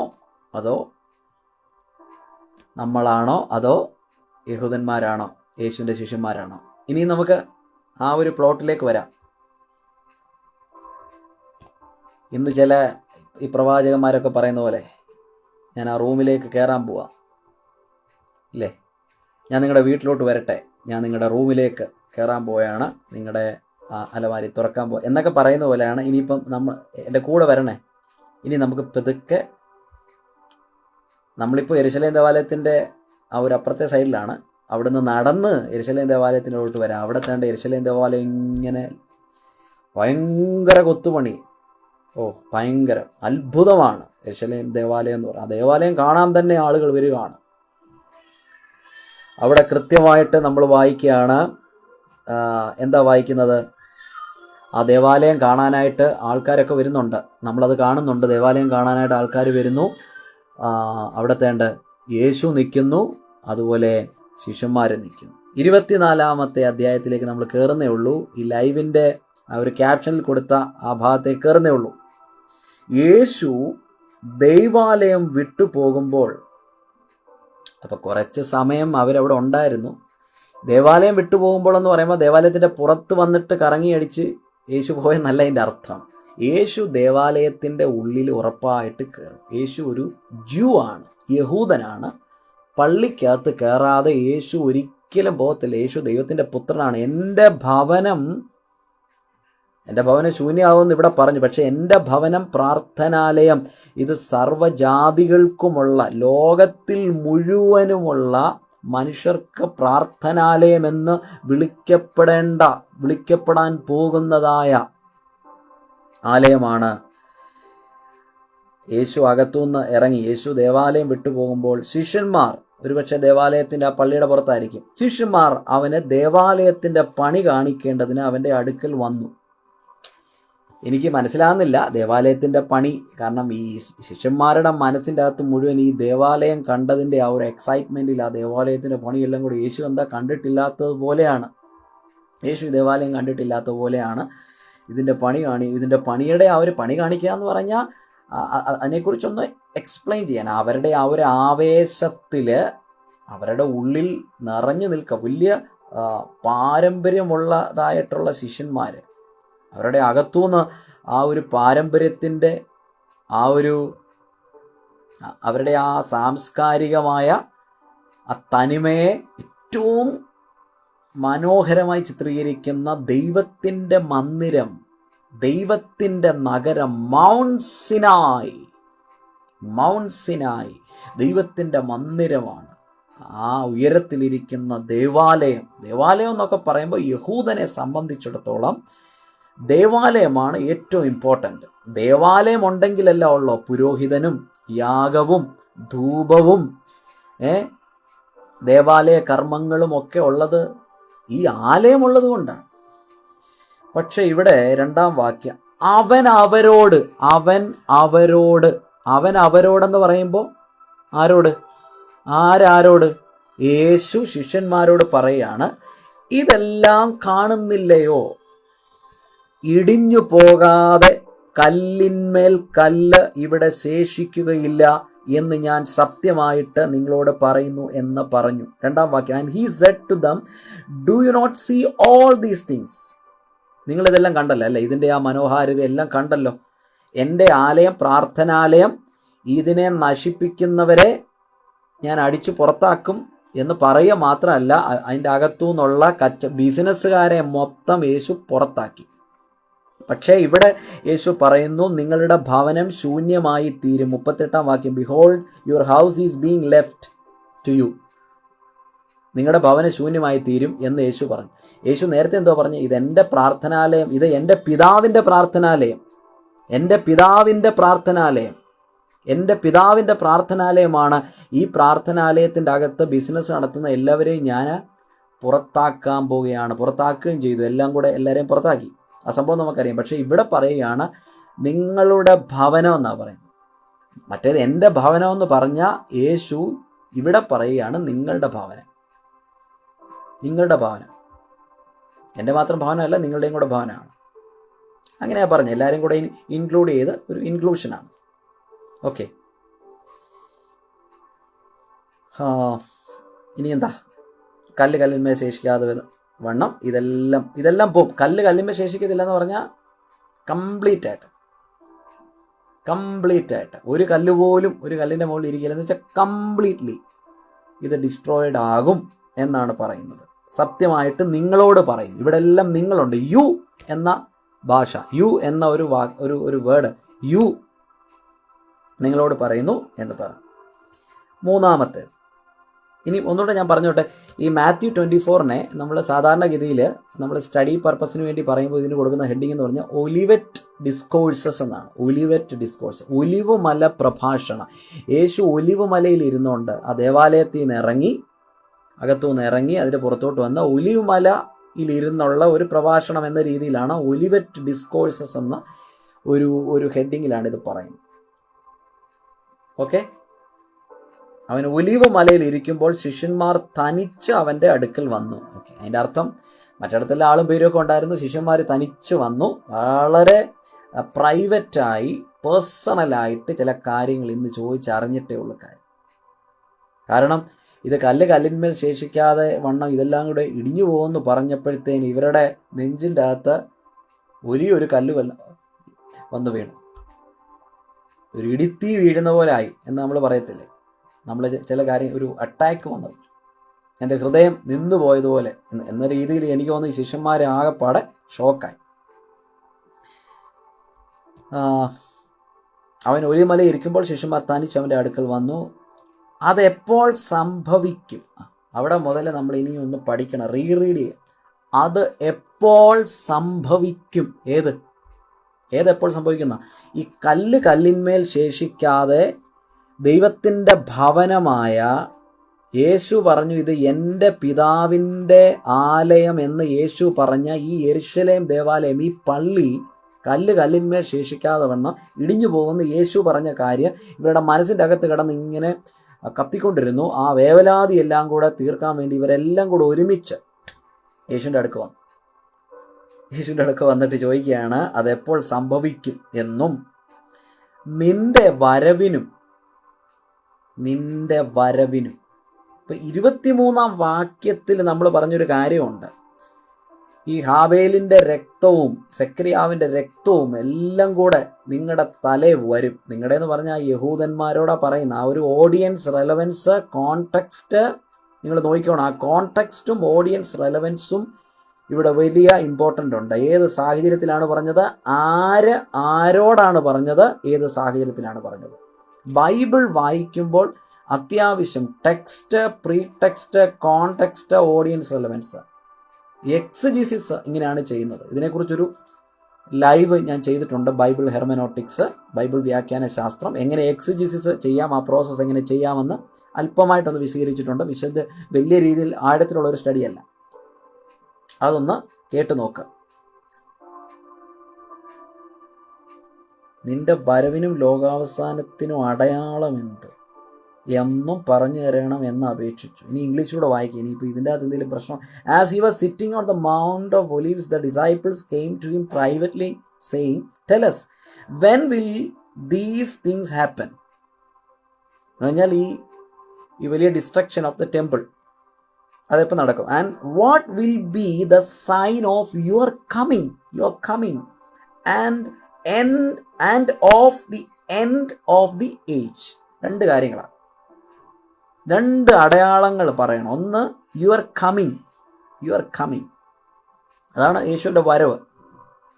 യേശുവിൻ്റെ വരവിന് വേണ്ടി നോക്കി പാർത്തിരിക്കുന്ന ഒരു വലിയ കൂട്ടം ഇന്ന് ലോകത്തിലുണ്ട്.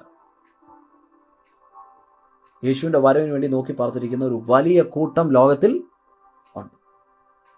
നമ്മളെല്ലാം അങ്ങനല്ലേ? യേശുവിൻ്റെ വരവിന് വേണ്ടി നമ്മൾ പ്രതീക്ഷയോടെ ഇരിക്കുക. Okay, U are coming. അപ്പം ഇത് നമുക്ക് പ്രസക്തിയുള്ള ഒരു ഭാഗമാണ് കേട്ടോ. ആണോ അല്ലയോ എന്നുള്ളത് നിങ്ങൾ തന്നെ തീരുമാനിക്കണം. ആണോ അല്ലയോ എന്നുള്ളത് നിങ്ങൾ തന്നെ തീരുമാനിക്കുക. വെറുതെ ഈ ലോകത്തിൽ ഇങ്ങനെ ഓരോ കാര്യങ്ങളൊക്കെ നേടി കറങ്ങി അടിച്ച് നമ്മൾ നടക്കുന്ന സമയം വളരെ വിലപ്പെട്ടതാണ് പ്രിയപ്പെട്ടവരെ. നമ്മൾ ഒരുപാട് സമയം ഇങ്ങനെ വെറുതെ കളയുന്നുണ്ട്. ഞാനും കളയുന്നുണ്ട്. നമ്മളീ പലരും ഒരുപക്ഷെ കളയുന്നുണ്ടാകാം, എനിക്കറിയില്ല. എന്തായാലും സൈൻ ഓഫ് യുവർ കമ്മിങ്, നിന്റെ വരവ്, യുവർ കമ്മിങ്. യേശുവിനോടാ ചോദിക്കുന്നത്. ഇനി അടുത്തത്, and of the end of the age. എന്തുവാ ചോദ്യം? Tell us when will these things happen and what will be the sign of your coming and of the end of the age. The word your is very important, and also another sentence also very important, and of the end of the age. End of the age.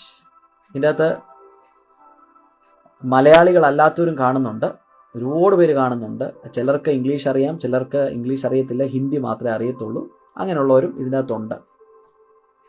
North ഇന്ത്യയിലുള്ള ഒരുപാട് സഭകളിലുള്ള പ്രിയപ്പെട്ടവർ ഇത് കാണുന്നുണ്ട്. എനിക്ക് അവർക്ക് ഇതെല്ലാം വിശദീകരിക്കണമെന്നുണ്ട്. പക്ഷേ ഇടയ്ക്കിടയ്ക്ക് ചെറിയ കാര്യങ്ങളൊക്കെ ഒന്ന് ഇംഗ്ലീഷിലൂടെ ഒന്ന് പറയാൻ ശ്രമിക്കുക. ഹിന്ദി നമുക്ക് എന്തായാലും പറ്റത്തില്ല. അപ്പോൾ 2 കാര്യങ്ങളാണ്.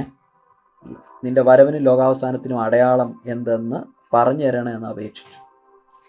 ഇവിടെ ലോകാവസാനം എന്ന് പറഞ്ഞിരിക്കുന്നത് ഞാൻ ഇംഗ്ലീഷിൽ എല്ലായിടത്തും നോക്കി, എല്ലാ ട്രാൻസ്ലേഷനും നോക്കി.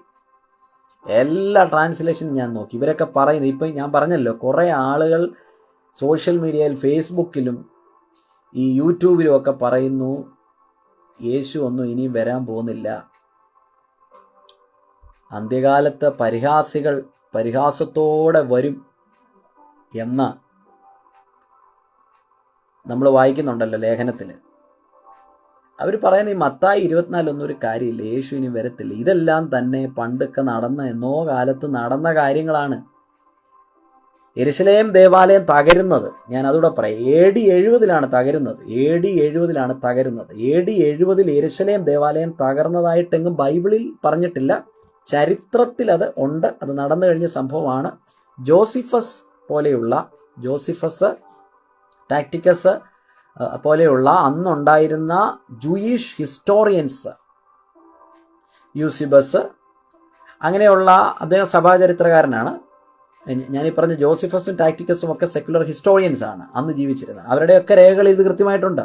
ഹിസ്റ്ററിയാണ്. അന്നത്തെ ചരിത്രകാരന്മാരൊന്നും കള്ളത്തരം കാണിക്കത്തില്ല. കാരണം ഇന്നത്തെ ചരിത്രം എന്ന് പറയുന്നത് പല ചരിത്രവും അത് ഉണ്ടാക്കിയതാണ് എന്ന് പറഞ്ഞാൽ സത്യമല്ല, കള്ളമാണ്. ഈ കള്ളത്തെ സത്യമായിട്ട് അവതരിപ്പിക്കുന്ന പോസ്റ്റ് ട്രൂത്ത് എറയിലാണ് നമ്മൾ ജീവിക്കുന്നത്. പോസ്റ്റ് ട്രൂത്ത്, സത്യാനന്തര കാലത്തിലാണ് ജീവിക്കുന്നത്. അപ്പോൾ ഇന്നത്തെ ചരിത്രകാരന്മാരെ പോലെയല്ല. അന്നത്തെ ചരിത്രകാരന്മാരൊക്കെ സത്യസന്ധമായി ചരിത്രം എഴുതുന്നവരാണ്. അവർ കൃത്യമായിട്ട് അവരുടെ ചരിത്രം എഴുതിയിട്ടുണ്ട്. ജോസിഫസ്, യേശുവിൻ്റെ ആ കാലഘട്ടത്തിൽ സമകാലികനായ ചരിത്രകാരനാണ് ജോസിഫസിൻ്റെ പുസ്തകം വളരെ ഇമ്പോർട്ടൻ്റ് ആണ്. ആൻറ്റിക്വിറ്റീസ് എന്ന് പറഞ്ഞ പുസ്തകം അവൈലബിൾ ആണ്. അതുപോലെ തന്നെ ടാക്ടിക്കസ്, പിന്നെ സഭാചരിത്രകാരനായ യോസേബിയസ്, അദ്ദേഹവും, ഇവർ 3 പറഞ്ഞിരിക്കുന്ന കാര്യങ്ങൾ എന്തായാലും നമുക്ക് വിശ്വസിക്കാം. കാരണം അവർ ട്രൂ ഹിസ്റ്ററിയെ എന്തായാലും റിവീൽ ചെയ്യത്തുള്ളൂ. ലോകാവസാനം എന്ന് പറഞ്ഞിരിക്കുന്നത് ഇംഗ്ലീഷ് ബൈബിളിൽ നോക്കണേ, എൻഡ് ഓഫ് ദി ഏജ്. ഞാനിതിൻ്റെ ഗ്രീക്ക് ഒന്നും എടുത്തിട്ടില്ല, ഗ്രീക്കൊന്നും പറയുന്നില്ല. നിങ്ങൾക്ക് ആർക്കെങ്കിലും കമൻറ്റ് ചെയ്യണമെങ്കിൽ ചെയ്യാം, ആരെങ്കിലും കണ്ടുപിടിച്ച്. ഞാനിതിൽ എല്ലാം കൂടെ ഇപ്പം ചെയ്യാൻ ബുദ്ധിമുട്ടാണ്. അല്ല, ഞാൻ എൻഡ് ഓഫ് ദ ഏജ്, ഞാൻ ഈ ബൈബിൾ ഇവിടെ വെച്ചിരിക്കുകയാണ്, ലാപ്ടോപ്പും എൻ്റെ മുന്നിലുണ്ട്. ഇത് ഇനി ഞാൻ ഈ ബൈബിൾ മാറ്റിയിട്ട് വേണം അത് ടൈപ്പ് ചെയ്ത് നോക്കാൻ. End of the age, end of the age. ഇനി ഞാൻ അതുകൂടെ ശ്രമിക്കാം. നമ്മുടെ ബൈബിൾ ഹബ് എന്ന് പറഞ്ഞൊരു സോഫ്റ്റ്വെയർ ഉണ്ട്. ഒരു സോഫ്റ്റ്വെയർ അല്ല, ഓൺലൈൻ ടൂളുണ്ട്, ഓൺലൈൻ ഒരു സൈറ്റുണ്ട്. അത് നിങ്ങൾക്ക് ഫോണിലും കിട്ടും, ആപ്പായിട്ട് ഡൗൺലോഡ് ചെയ്യാം. നിങ്ങൾക്ക് ലാപ്ടോപ്പ് ഉണ്ടെങ്കിൽ അത് തുറന്ന് വെച്ചിട്ട് നിങ്ങൾക്ക് അതിൻ്റെ അകത്ത് നോക്കാം. Okay, end of the age എന്നാണ് പറയുന്നത്. അപ്പോൾ ഏജ്, എത്ര ഏജ് ഉണ്ട്? നമുക്കറിയാവുന്ന ഏജ് എന്ന് പറയുന്നത് ന്യായപ്രമാണ ഏജ് ഉണ്ട്. അല്ലയോ? ന്യായപ്രമാണ യുഗം, അതാണ് നമുക്ക് ബൈബിളിൽ നിന്ന് കാണാൻ പറ്റും. ഈ നിഷ്പാപ യുഗം എന്നൊക്കെ പറഞ്ഞ് അത് ഈ ഇവിടെയുള്ള കുറേ ആളുകൾ ഉണ്ടാക്കിയതാണ്. നമ്മളതൊന്നും എടുക്കാൻ പാടില്ല. കാരണം നമ്മൾ ബൈബിള് മാത്രമേ ഫോളോ ചെയ്യാവൂ. അങ്ങനെയല്ലയോ? ഈ ബൈബിള് മാത്രം മതി എന്ന് പറയുന്നവരെല്ലാം ബൈബിളിന് പുറത്തുള്ള കുറേ കാര്യങ്ങൾ പറയുന്നുണ്ട്. എക്സ്റ്റേണൽ അല്ലെങ്കിൽ സോഴ്സസ് എടുക്കുന്നുണ്ട്. നമ്മളിവിടെ ഒന്നും എടുക്കുന്നില്ല ഇപ്പോൾ തൽക്കാലം, ഇൻറ്റേർണൽ സോഴ്സ്. പിന്നെ ജോസിഫസിനെ കുറിച്ചൊക്കെ പറഞ്ഞതേ ഉള്ളൂ. എൻഡ് ഓഫ് ദി ഏജ് എന്ന് പറഞ്ഞാൽ ന്യായപ്രമാണത്തിൻ്റെ അവസാനം. ഇപ്പം ലൈവ് വന്ന പ്രിയപ്പെട്ടവരുണ്ട്. നമ്മളിവിടെ ഡിസ്കസ് ചെയ്യുന്നത് മത്തായി സുവിശേഷം 24-ാം അധ്യായത്തിൻ്റെ 1 മുതലുള്ള വാക്യങ്ങളാണ്. ആകപ്പാടെ 3 വാക്യം ആയിട്ടുള്ളൂ. നമ്മൾ ഒരുപാട് പ്രസംഗം കേൾക്കുന്നു. ലോകം അവസാനിക്കാൻ പോകുന്നു, അന്ത്യകാല ലക്ഷണങ്ങൾ കണ്ടു തുടങ്ങിയിരിക്കുന്നു, യേശു വരാൻ പോകുന്നു, 3-ാം ലോക മഹായുദ്ധം ഉണ്ടാകാൻ പോകുന്നു. ഈ വാർത്തകൾ നമ്മൾ കേൾക്കുമ്പോൾ ഇത് ലോകത്തിൽ നടക്കുന്ന ഈ സംഭവങ്ങളെ, ആനുകാലിക സംഭവങ്ങളെ നമ്മൾ ബൈബിളിനോട് ചേർത്ത് വെച്ച് വേണം ചിന്തിക്കാൻ. അങ്ങനെയാണ് നമ്മുടെ ഒരു രീതി അങ്ങനെയാണ്. ആ രീതിക്കനുസരിച്ച് നമ്മൾ പോയിക്കൊണ്ടിരിക്കുക. ലോകാവസാനം എന്ന് പറയുന്നതിന് എൻഡ് ഓഫ് ദി ഏജ് എന്നാണ് പറയുന്നത്. എന്ന് വെച്ചാൽ എൻഡ് ഓഫ് ദി ഏജ് എന്ന് പറഞ്ഞാൽ ന്യായപ്രമാണത്തിൻ്റെ അവസാനം, അതായിരിക്കുമല്ലോ അല്ലേ? എൻഡ് ഓഫ് ദി ഏജ് എന്ന് പറഞ്ഞാൽ ന്യായപ്രമാണത്തിൻ്റെ അവസാനം അല്ലേ? ഞാൻ ഇനിയും ലൈവ് ചെയ്യുമ്പോൾ ഈ പറഞ്ഞ പോലെ ബൈബിൾ ഹബ്ബ് തുറന്ന് വെച്ച് നമുക്ക് അത് ഗ്രീക്കിലൂടെ ഒന്ന് വായിക്കാം. ഇനിയും ഇതിൻ്റെ അകത്ത് എന്തെങ്കിലും തെറ്റോ വല്ലതും ഉണ്ടോ എന്ന് നിങ്ങൾ തന്നെ ഒന്ന് നോക്കുക. എനിക്കെല്ലാം കൂടി ഇപ്പം ചെയ്യാൻ പറ്റില്ല. എൻഡ് ഓഫ് ദി ഏജ് അടയാളം തരണമെന്ന് പറയും. അതിന് യേശു ഉത്തരം പറഞ്ഞത് ഒട്ടനെ ഒരു ഉത്തരമാണ് യേശു കൊടുക്കുന്നത്. എന്നാ ഉത്തരം എന്നറിയോ? And Jesus answered and said to them. ആരോടാ പറയുന്നേ? ശിഷ്യന്മാരോടാ പറയുന്നേ.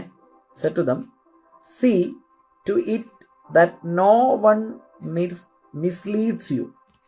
See to it that no one misleads you. Mislead ചെയ്യരുത്. No one misleads you. നിങ്ങളെ ആരും തെറ്റിക്കല്ല. എന്തൊരു മറുപടിയല്ലേ! എനിക്കങ്ങോട്ട് മനസ്സിലാകുന്നില്ല ഇതെല്ലാം വായിച്ചിട്ട്. ഇപ്പം ഞാൻ ഇത് എത്ര നാളായി കേൾക്കുന്നു. ഇത്രയും കാലത്തിൻ്റെ ഇടയ്ക്ക് അന്ത്യകാലത്തെ സംബന്ധിച്ചും സെക്കൻഡ് കമ്മിങ്, യേശുവിൻ്റെ 2ാം വരവ്, എസ്കറ്റോളജി, ലോകാവസാനം, ലക്ഷണങ്ങൾ, ലോക സംഭവങ്ങൾ, ഇതെല്ലാം തന്നെ പുസ്തകം വായിക്കുന്നു, ബൈബിള് വായിക്കുന്നു, പിന്നെ ഈ പ്രസംഗം കേൾക്കുന്നു. പണ്ടൊക്കെ CD ഇട്ട് കേട്ടു, ഇപ്പോൾ യൂട്യൂബിൽ കേൾക്കുന്നു, ഫേസ്ബുക്കിൽ കേൾക്കുന്നു. എല്ലാവരും പ്രസംഗിക്കുന്നു, എല്ലാവരും ഒരുപാടിടത്ത് പ്രസംഗിക്കുന്നു, പരസ്യമായി പ്രസംഗിക്കുന്നു. ആരും നിങ്ങളെ തെറ്റിക്കാതിരിക്കാൻ സൂക്ഷിച്ചു. എന്താണെന്ന് നോക്കാം, അത് എന്താണ് സംഭവം എന്ന് നോക്കാം. 5-ാം വാക്യം. എല്ലാ ഭാഗങ്ങളും നമ്മൾ വ്യാഖ്യാനിക്കത്തില്ല, ചില ഭാഗങ്ങൾ മാത്രമേ വ്യാഖ്യാനിക്കത്തുള്ളൂ. അത് പറയാൻ ശ്രമിക്കത്തുള്ളൂ. കാരണം എല്ലാം പറയണമെങ്കിൽ എനിക്കതിനെക്കുറിച്ച് വലിയൊരു അത്രയും അങ്ങോട്ട് ആഴത്തിലേക്ക് പോകാനുള്ള ഒരു എസ്കറ്റോളജിക്കൽ നോളജ്, പിന്നെ ഈ പറഞ്ഞ ജോസിഫസിൻ്റെ ബുക്കുമൊക്കെ നമ്മൾ എടുക്കണം. അത് ഇന്ന് പറ്റിയില്ല. ആൻറ്റിക്വിറ്റീസ് എൻ്റെ കയ്യിലുണ്ട്. ആൻറ്റിക്വിറ്റീസ് എൻ്റെ ബുക്കുണ്ട്. നമുക്ക് ഡൗൺലോഡ് ചെയ്യാവുന്നതേ ഉള്ളൂ. ഇതെല്ലാം ഗൂഗിളിൽ അവൈലബിൾ ആണ്. നിങ്ങൾ ഡൗൺലോഡ് ചെയ്യാം. ആൻറ്റിക്വിറ്റീസ്, അതുപോലെ ടാറ്റിക്കസിൻ്റെ ഒക്കെ ബുക്ക് കിട്ടും. ഞാൻ ക്രിസ്തു എന്ന് പറഞ്ഞ അനേകർ എൻ്റെ പേരെടുത്തു വന്ന് പലരെയും തെറ്റിക്കും. മനസ്സിലാകുന്നില്ലല്ലോ. For many will come in my name saying I am the Christ. Christ എന്ന് പറഞ്ഞാൽ എന്തോ? അഭിഷക്തൻ അല്ലേ, അനോയിൻറ്റഡ് വൺ. ഈ എബ്രായ ഭാഷയിലെ മിശിഹ എന്ന വാക്കുണ്ടല്ലോ, നമ്മൾ മലയാളത്തിൽ മഷിഹ എന്ന് പറയും, ഹീബ്രുവിലെ മിശിഹ. അത് തന്നെയാണ് ഈ ക്രൈസ്റ്റ് എന്ന് പറയുന്നത്. ഈ ക്രൈസ്റ്റ് എന്ന് പറയുന്നത് ഈ പേരല്ല. ഇത് പേരെന്ന് പറയുമ്പോൾ ഇപ്പം എന്താ പറയുന്നത്? ക്രൈസ്റ്റ് എന്ന് പറഞ്ഞാൽ അനോയിൻറ്റഡ് വൺ, അഭിഷിക്തൻ, അഭിഷേകം ചെയ്യപ്പെട്ടവൻ. അതായത് യേശുവിനെ പിതാവായ ദൈവം അഭിഷേകം ചെയ്തല്ലോ. അത് യേശു ലൂക്കോസിൻ്റെ സുവിശേഷത്തിൽ പറയുന്നുണ്ടല്ലോ അല്ലേ? ഈ നസറേത്ത് മാനിഫെസ്റ്റോ, എന്നെ അഭിഷേകം ചെയ്തിരിക്കുന്നത് എന്തിനു വേണ്ടിയാണെന്ന് പറയുന്നുണ്ട്. അപ്പം ഞാൻ ക്രിസ്തു എന്ന് പറഞ്ഞ അനേകർ എൻ്റെ പേരെടുത്തു വന്ന് പലരെയും തെറ്റിക്കും. യേശു ശിഷ്യന്മാരോട് പറയുന്നതാണ്. 6-ാമത്തെ വാക്യമാണ്. അത് ഞാൻ തൊടുന്നില്ല. ഈ 5-ാമത്തെ വാക്യം എനിക്കങ്ങോട്ട് അത് കൃത്യമായിട്ട് മനസ്സിലാകുന്നില്ല. അത് നമുക്ക് പിന്നീട് ചിന്തിക്കാം. 6-ാം വാക്യം, നിങ്ങൾ യുദ്ധങ്ങളെയും യുദ്ധശ്രുതികളെയും കുറിച്ച് കേൾക്കും, ചഞ്ചലപ്പെടാതിരിക്കുവാൻ സൂക്ഷിച്ചു കൊള്ളുവിൻ, അത് സംഭവിക്കേണ്ടതിന് തന്നെ, എന്നാൽ അത് അവസാനമല്ല. നിങ്ങൾ, യു. 6-ാം വാക്യം ഇംഗ്ലീഷ് ഒന്ന് വായിക്കും. എനിക്ക് ഭയങ്കര ആവേശം തോന്നുന്നു ഇത് വായിക്കുമ്പോൾ. കാരണം നമ്മൾ ചിന്തിക്കുന്ന പോലല്ല കാര്യങ്ങളൊക്കെ നമ്മൾ ചിന്തിക്കുന്ന പോലല്ല. ലോകത്തിൽ ഒരുപാട് കാര്യങ്ങൾ നടന്നുകൊണ്ടിരിക്കുന്നു. നമ്മുടെ ഒന്നും ചിന്തയ്ക്കകത്ത് വരാത്ത വലിയ കാര്യങ്ങളാണ് നടക്കുന്നത്. ലോക നേതാക്കന്മാർ, ലോക രാഷ്ട്രങ്ങൾ, രാഷ്ട്ര നേതാക്കന്മാർ, മത നേതാക്കന്മാരൊക്കെ പല കാര്യങ്ങളും ചിന്തിച്ചുകൊണ്ടിരിക്കുന്നു എന്നല്ലേ നമ്മുടെ ആളുകളെല്ലാം പറയുന്നുണ്ട്. എനിക്കതിനെക്കുറിച്ച് വലിയ അറിവില്ല, പക്ഷേ അങ്ങനെ പറയുന്നുണ്ട് അല്ലേ, പ്രസംഗരൊക്കെ പറയുന്നുണ്ട്. ഞാൻ ഏത് സഭാവിഭാഗത്തിലാണെന്നൊന്നും പറയുന്നില്ല, കാരണം എന്നെ കേൾക്കുന്നവരിൽ എല്ലാ സഭാവിഭാഗത്തിൽപ്പെട്ടവരുണ്ട്. കത്തോലിക്ക സഭ മുതൽ ഇങ്ങ് ന്യൂ ജനറേഷൻ സഭക്കാർ വരെ എൻ്റെ ഫേസ്ബുക്കിൽ ഫ്രണ്ട്സ് ഉണ്ട്. ഒരുപക്ഷെ ഈ ലൈവ് എല്ലാവരും കാണുന്നുണ്ട്, പല ഗ്രൂപ്പുകളിലേക്കും ഇത് ഷെയർഡാണ്, എല്ലാവരും കാണുന്നുണ്ട്. നിങ്ങൾ യുദ്ധങ്ങളെയും യുദ്ധശ്രുതികളെയും കുറിച്ച് കേൾക്കും. You will be hearing of wars and rumours of wars. See that you are not frightened, for those things must take place, but that is not yet the end. യുദ്ധങ്ങൾ എന്നൊക്കെ പറയുന്നത് മനുഷ്യനുണ്ടായ കാലം മുതൽ തന്നെ യുദ്ധങ്ങളുണ്ട്, നമുക്കറിയാം. ഇസ്രായേലിന്റെ ചരിത്രത്തിൽ യുദ്ധങ്ങളുണ്ട്. ഇസ്രായേലിന്റെ ചരിത്രം മാത്രമാണോ മനുഷ്യ ചരിത്രം എന്ന് പറയുന്നത്? ഇസ്രായേൽ ജനം ഈ മറ്റ് രാജ്യങ്ങളുമായിട്ടൊക്കെ ഉണ്ടായ, അല്ലെങ്കിൽ ദാവീദും ഒക്കെ ഉണ്ടാക്കിയ യുദ്ധങ്ങൾ മാത്രമാണോ ലോക ചരിത്രത്തിൽ? ബൈബിളിലെ യുദ്ധങ്ങൾ മാത്രമല്ലല്ലോ, ലോക ചരിത്രത്തിൽ യുദ്ധങ്ങൾ ഒരുപാടുണ്ടായിട്ടുണ്ട്. മനുഷ്യ ചരിത്രം എന്ന് പറയുന്നത് എന്തായാലും ബൈബിളിന്റെ ചരിത്രം മാത്രമല്ല. അത് നിങ്ങൾ സമ്മതിക്കുന്നുണ്ടല്ലോ. ദാവീദോ അല്ലെങ്കിൽ പഴയ നിയമത്തിൽ കാണുന്ന യുദ്ധങ്ങൾ മാത്രമല്ല, മനുഷ്യനുണ്ടായ കാലം മുതൽ തന്നെ യുദ്ധങ്ങളുണ്ട്, വേൾഡ് ഹിസ്റ്ററിക്കകത്തതുണ്ട്. അപ്പൊ നിങ്ങൾ യുദ്ധങ്ങളെയും യുദ്ധശ്രുതികളെയും കുറിച്ച് കേൾക്കും.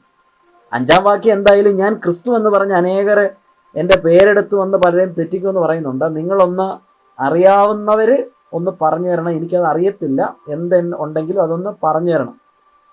എൻ്റെ വാട്സാപ്പിലോ, അല്ലെങ്കിൽ വാട്സാപ്പിൽ വേണ്ട, മെസ്സഞ്ചറിൽ അല്ലെങ്കിൽ ഫേസ്ബുക്കിൽ അത് കമൻറ്റ് ചെയ്താൽ മതി. ആ കമൻറ്റ് ബോക്സിൽ കമൻറ്റ് ചെയ്താൽ മതി. നിങ്ങൾ അറിയാവുന്നവർ പറഞ്ഞു, ഞാൻ ക്രിസ്തു എന്ന് പറഞ്ഞ അനേകർ എൻ്റെ പേരെടുത്ത് വന്ന് പലരെയും തെറ്റിക്കും. അപ്പോൾ ശിഷ്യന്മാരോട് പറയുകയാണ്, നിങ്ങളെ ആരും തെറ്റിക്കരുത്. അങ്ങനെയല്ല പറഞ്ഞ യേശു ഉത്തരം പറഞ്ഞ എന്താ? 4-ാം വാക്യം, നിങ്ങളെ ആരും തെറ്റിക്കാതെ സൂക്ഷിച്ചോളണം. ശിഷ്യന്മാർ വരെ തെറ്റിപ്പോകാൻ സാധ്യതയുണ്ടെന്നാണ് പറയുന്നത്. ശിഷ്യന്മാർ വരെ തെറ്റിപ്പോകാൻ സാധ്യതയുണ്ട്. അപ്പൊ ഇത് വളരെ ഗൗരവമായ കാര്യമാണ്. അന്ത്യകാലത്ത് എൻ്റെ നാമത്തിൽ ക്രിസ്തു എന്ന് പറഞ്ഞ് അനേകർ എൻ്റെ പേരെടുത്തു വന്ന് പലരെയും തെറ്റിക്കും. അനേക പ്രസംഗകർ അത് കൃത്യമായിട്ട് പറയുന്നുണ്ട്. യേശു ക്രിസ്തുവിൻ്റെ പേര് പറഞ്ഞ് പല രാജ്യങ്ങളിലും യേശു ആണെന്ന് പറഞ്ഞ് എത്ര പേരാണ് ഇറങ്ങിയിരിക്കുന്നത്. നിങ്ങൾ യൂട്യൂബിൽ അടിച്ചു നോക്കുക, യേശു ആണെന്ന് പറഞ്ഞ് ഒരുപാട് പേര്, ക്രിസ്തു ആണെന്ന് പറഞ്ഞ് ഇറങ്ങിയിരിക്കുക. ഇതൊക്കെ ഇന്നത്തെ പല പ്രസംഗകരും ഇവിടെ പ്രസംഗിക്കുന്നുണ്ട്. എസ്കറ്റോളജി കൈകാര്യം ചെയ്യുന്നവർ ഇത് കൃത്യമായിട്ട് പ്രസംഗിക്കുന്നുണ്ട്. ഞാൻ അവരുടെ പേര് പറയുന്നില്ല. ബ്രദറൻ സഭയിലും, അതുപോലെ തന്നെ ഈ പെന്റക്കോസ്റ്റൽ സഭകളിലും, അതുപോലെ മാർത്തോമാ സഭയിലും, CSI സഭയിലും, ഈ കരിസ്മാറ്റിക് മൂവ്മെന്റിലും ഒക്കെയുള്ള അച്ഛന്മാരും പ്രസംഗരും പാസ്റ്റർമാരും എല്ലാം ഇത് പറയുന്നുണ്ട്. ഇത് ഞാൻ ഗൗരവമായിട്ട് എടുത്തൊരു വിഷയമല്ല എസ്കറ്റോളജി, പക്ഷേ എനിക്കിപ്പോൾ എടുക്കേണ്ടി വരുന്നു. കാരണം മൊത്തത്തിൽ ഇത് കൺഫ്യൂഷൻ ആക്കിയാണ്. AD 70 ഇതെല്ലാം നടന്നു കഴിഞ്ഞു എന്ന് പറയുമ്പോൾ എനിക്ക് ബൈബിൾ റീഡ് ചെയ്യുന്നതിൻ്റെ ആവശ്യകത വന്നിരിക്കുകയാണ്. ഞാനിത് പബ്ലിക് പ്ലാറ്റ്ഫോമിൽ വന്ന്, ഫേസ്ബുക്ക് ലൈവിൽ വന്ന്, എൻ്റെ ജീവിതത്തിൽ ഇത്രയും നാളും ഞാൻ ബൈബിൾ വായിച്ചിട്ടുണ്ട്, പക്ഷെ ഒന്നുകൂടെ ഒന്ന് ബൈബിൾ റീഡ് ചെയ്യാൻ നിങ്ങളുടെ എല്ലാം മുന്നിൽ വെച്ച് ഞാൻ റീഡ് ചെയ്യുക. AD 70 ഇത് നടന്നു കഴിഞ്ഞു ഇല്ലയോ എന്നുള്ള കാര്യത്തിൽ ഒരു തീരുമാനം ഉണ്ടാകണം. ഞാൻ ക്രിസ്തു എന്ന് പറഞ്ഞ് അനേകരുടെ പേരെടുത്ത് വന്ന് തെറ്റിക്കും. ഇത് നടക്കുന്നുണ്ട് പ്രിയപ്പെട്ടവരെ. യേശുവിൻ്റെ പേര് പറഞ്ഞ്, ഞാൻ മശികയാണെന്നും പറഞ്ഞ് ചില ആൾക്കാർ ബ്രസീലിലും ഫിലിപ്പീൻസിലും ഒക്കെ മുടിയും വളർത്തി താടിയും വളർത്തി ആളുകൾ വന്നിട്ട്, അത് ഞാൻ കണ്ടതെന്ന് പറഞ്ഞാൽ നേരിട്ട് കണ്ടല്ല, പല പ്രസംഗകരും അതിൻ്റെ ക്ലിപ്പിംഗ് കാണിക്കുന്നുണ്ട്. ഞാൻ ഇന്നലെ കൂടെ ഈ വിഷയം സംബന്ധിച്ച് എൻ്റെ ഒരു സുഹൃത്തിനോട് സംസാരിച്ചതേ ഉള്ളൂ. ഒരുപാട് പേര് ലൈവിലേക്ക് വരുന്നുണ്ട്. ഞാൻ ഇനിയും അടുത്ത ലൈവ് കുറച്ചുകൂടെ അല്പം കൂടെ താമസിക്കാം. എനിക്ക് തോന്നുന്നു 5 മണിക്ക് തുടങ്ങിയോണ്ടായിരിക്കാം എല്ലാവരും വീടുകളിലേക്കൊക്കെ വരുന്നേ ഉള്ളൂ. സോറി. നിങ്ങൾ യുദ്ധങ്ങളെയും യുദ്ധസ്വരങ്ങളെയും കുറിച്ച് കേൾക്കും. പക്ഷേ ഇവിടെ ഒരു പ്രശ്നം, U will be hearing of wars and rumours of wars. എനിക്കിവിടെ ഒരു സംശയമുണ്ട്. ഇതിപ്പോൾ ഞാൻ നിങ്ങൾക്ക് വിടുകയാണ്. ദയവായിട്ട് നിങ്ങൾ കമൻറ്റ് ചെയ്യുക, അഭിപ്രായം പറയുക. നമ്മൾ ആദ്യമേ 23-ാം അധ്യായം 35-ാം വാക്യത്തിൽ ഈ നീതിമാനായ ഹാബേലിൻ്റെ രക്തവും സെക്കരിയാവിൻ്റെ രക്തവും ഒക്കെ നിങ്ങളുടെ മേൽ വരണമെന്ന് പറഞ്ഞു. എന്തായാലും നമ്മളല്ല, അത് എന്തായാലും ഞാൻ ഉറപ്പിച്ച കാര്യമാണ്. അത് ആരുടെ മേലാണ് വരുന്നത്? അതെന്തായാലും യഹൂദന്മാരുടെ മേലാണ് വരുന്നത്. പിന്നെ പറയുന്നുണ്ട്, യെരുശലേമേ പ്രവാചകന്മാരെ എല്ലാം കൊന്നു. നമ്മൾ വെളിപ്പാട് പുസ്തകത്തിൽ വായിച്ചു, എല്ലാ പ്രവാചകന്മാരെയും ഇവന്മാർ തട്ടി, ഈ യഹൂദന്മാരെ. അതുകൊണ്ട് യെരുശലേമിനോട് അല്ലെങ്കിൽ ഈ ഇസ്രായേലിനോടുള്ള വലിയ പ്രേമവും സ്നേഹവും നമുക്ക് വേണ്ടെന്ന് ഞാൻ പറഞ്ഞു. പിന്നെ പക്ഷേ നിങ്ങളുടെ ഭവനം ശൂന്യമായി തീരുമെന്നൊക്കെ പറയുന്നു. എന്തായാലും വേണ്ടുകയില്ല, എനിക്കിത് മനസ്സിലാകുന്നില്ല. നിങ്ങൾ യുദ്ധങ്ങളെയും യുദ്ധശ്രുതികളെയും കുറിച്ച് കേൾക്കും. അപ്പോൾ എനിക്ക് തോന്നുന്നത് അവിടെ നിങ്ങൾ എന്ന് പറഞ്ഞിരിക്കുന്നത്, യു എന്ന് പറഞ്ഞിരിക്കുന്നത് അവരോടുള്ള പ്രവചനമായിരിക്കും. പക്ഷെ ഇവിടുത്തെ കാര്യത്തിലാണ് നമുക്ക് പ്രശ്നം. കാരണം നമ്മൾ എത്ര നാളായിട്ട് ഞാൻ എല്ലായിടത്തും പാട്ടുകൾ, ഈ പാട്ട് വളരെ ശക്തമായി പാടുകയാണ്. യുദ്ധങ്ങൾ, ക്ഷാമങ്ങൾ, ഭൂകമ്പം, പല വ്യാധികളാൽ ജനം നശിച്ചിടുന്നു. രാജ്യങ്ങളോട് എതിർത്തു തുടങ്ങിയല്ലോ, ഒരുങ്ങിടാം. രാജ്യങ്ങളോട് എതിർത്തു തുടങ്ങിയല്ലോ, ഒരുങ്ങിടാം. വിശുദ്ധിയെ തികച്ചു നാം ഒരുങ്ങി നിൽക്കാം, പ്രിയൻ വരുവതിൽ താമസമേറയില്ല. ഈ പാട്ട് പാടുമ്പോൾ പലപ്പോഴും എനിക്ക് ഭയങ്കര പേടിയാണ്. കാരണം യുദ്ധങ്ങളെല്ലാം ഉണ്ടാകുന്നു. ഇപ്പം 3-ാം ലോകമഹായുദ്ധത്തെക്കുറിച്ച് ഞാൻ ഓർത്ത്, ദൈവമേ, ഇനിയിപ്പോൾ 3rd വേൾഡ് വാർ വന്നു കഴിഞ്ഞാൽ പിന്നെ കാര്യങ്ങളെല്ലാം അവസാനിക്കുക. ഇത് കേൾക്കുമ്പോഴേ എനിക്ക് പേടിയാണ്. ഇതിങ്ങനെ ആളുകൾ ഇങ്ങനെ കൈയൊക്കെ അടിച്ച് പാടും. മാരാമൻ കൺവെൻഷനിലൊക്കെ ഈ പാട്ടിങ്ങനെ പാടുമ്പം ഞാൻ ചെറുപ്പം മുതൽ എനിക്കൊരു വലിയ പേടിയാണ്. കാരണം യുദ്ധങ്ങളും ക്ഷാമങ്ങളൊക്കെ വരുന്നല്ലോ. ദൈവമേ, എന്തായി തീരും? പക്ഷെ ഇവിടെ യു വിൽ ബി ഹിയറിങ്, അവിടെ ഞാൻ സ്റ്റക്കായിട്ട് നിൽക്കുക. Hearing of wars and rumours of. യുദ്ധങ്ങളും കേൾക്കും, യുദ്ധങ്ങളുടെ ശ്രുതിയും കേൾക്കും. പക്ഷെ യുദ്ധങ്ങൾ മനുഷ്യനുണ്ടായ കാലം മുതൽ യുദ്ധങ്ങളുണ്ട്. ഗോത്രങ്ങൾ തമ്മിൽ അടിയുണ്ട്. See that you are not frightened. നിങ്ങൾ പേടിക്കൊന്നും വേണ്ട. For those things must take place. അതെല്ലാം സംഭവിക്കേണ്ടതാണ്. But that is not at the end.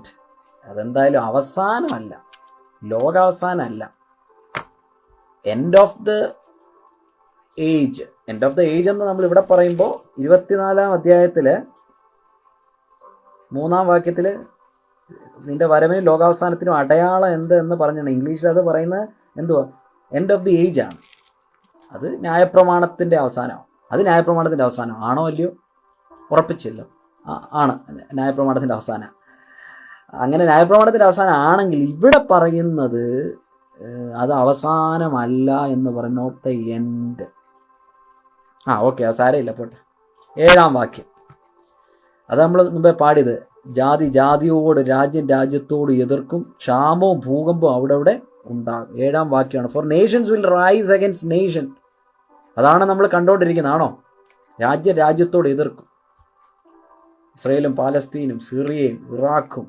അപ്പോഴത്തേന് കുറേ രാജ്യങ്ങൾ ഇസ്രായേലിനെ എതിർക്കാൻ വേണ്ടി, ഇനി കേരളത്തിൽ നിന്ന് വരെ ആൾക്കാരെ ഇസ്രായേലിനെ ചീത്ത വിളിച്ചു, പാലസ്തീനെ സപ്പോർട്ട് ചെയ്തു, അല്ലേ? അപ്പോൾ കുറേ രാജ്യങ്ങൾ ഇസ്രായേലിലൂടെ നിൽക്കുന്നു. കുറേ രാജ്യങ്ങൾ ഞാൻ കേട്ടിട്ടുള്ളതെന്ന് വെച്ചാൽ ഇസ്രായേൽ അവസാനം ഒറ്റപ്പെടും. നമ്മുടെ ജീവിതത്തിൽ നമ്മൾ ഒറ്റപ്പെടത്തില്ലേ?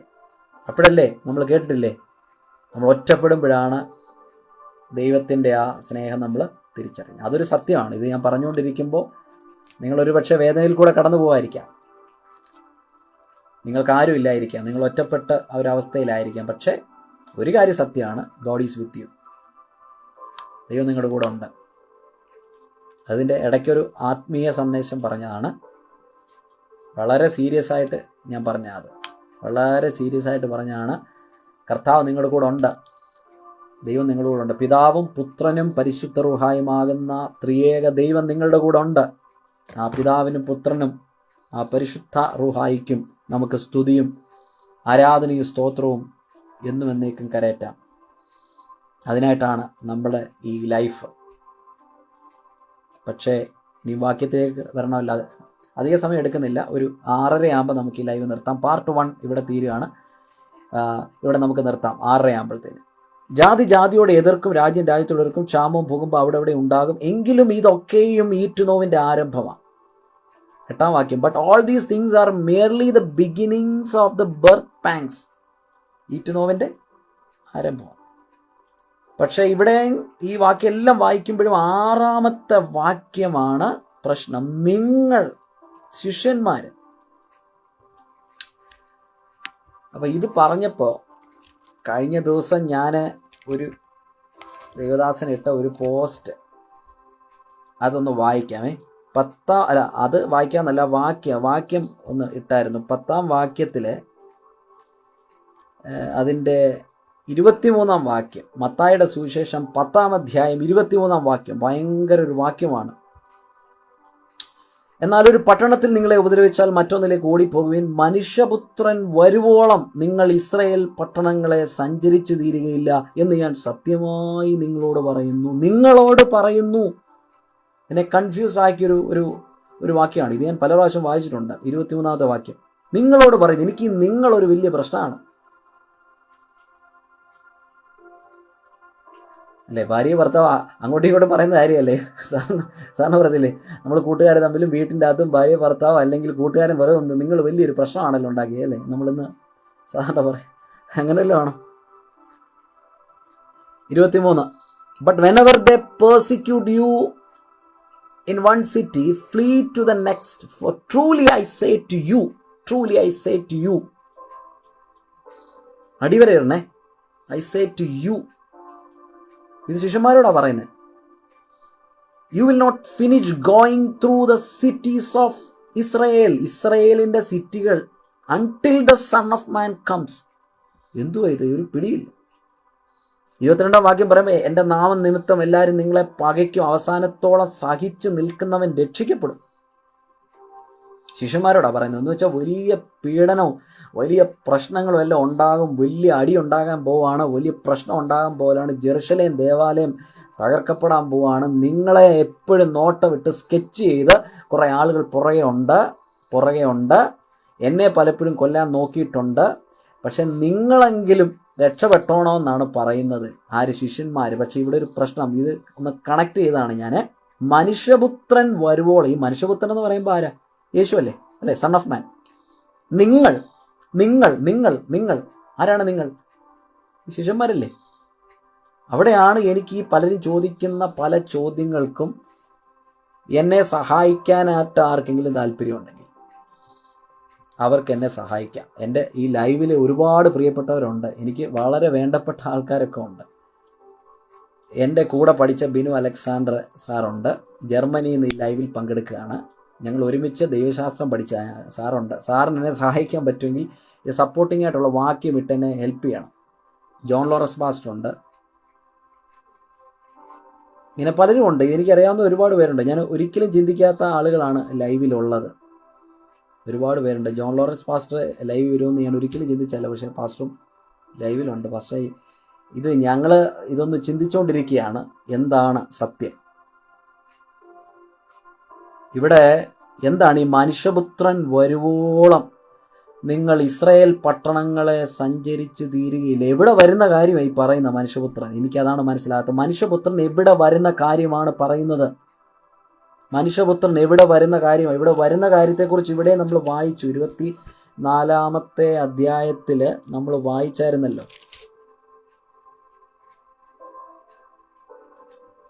24-ാം അധ്യായം 3-ാം വാക്യം. അവൻ ഒലിവുമലയിൽ ഇരിക്കുമ്പോൾ ശിഷ്യന്മാർ തനിച്ച് അവൻ്റെ അടുക്കൽ വന്നു. അതെപ്പോൾ സംഭവിക്കുമെന്നും നിന്റെ വരവിനും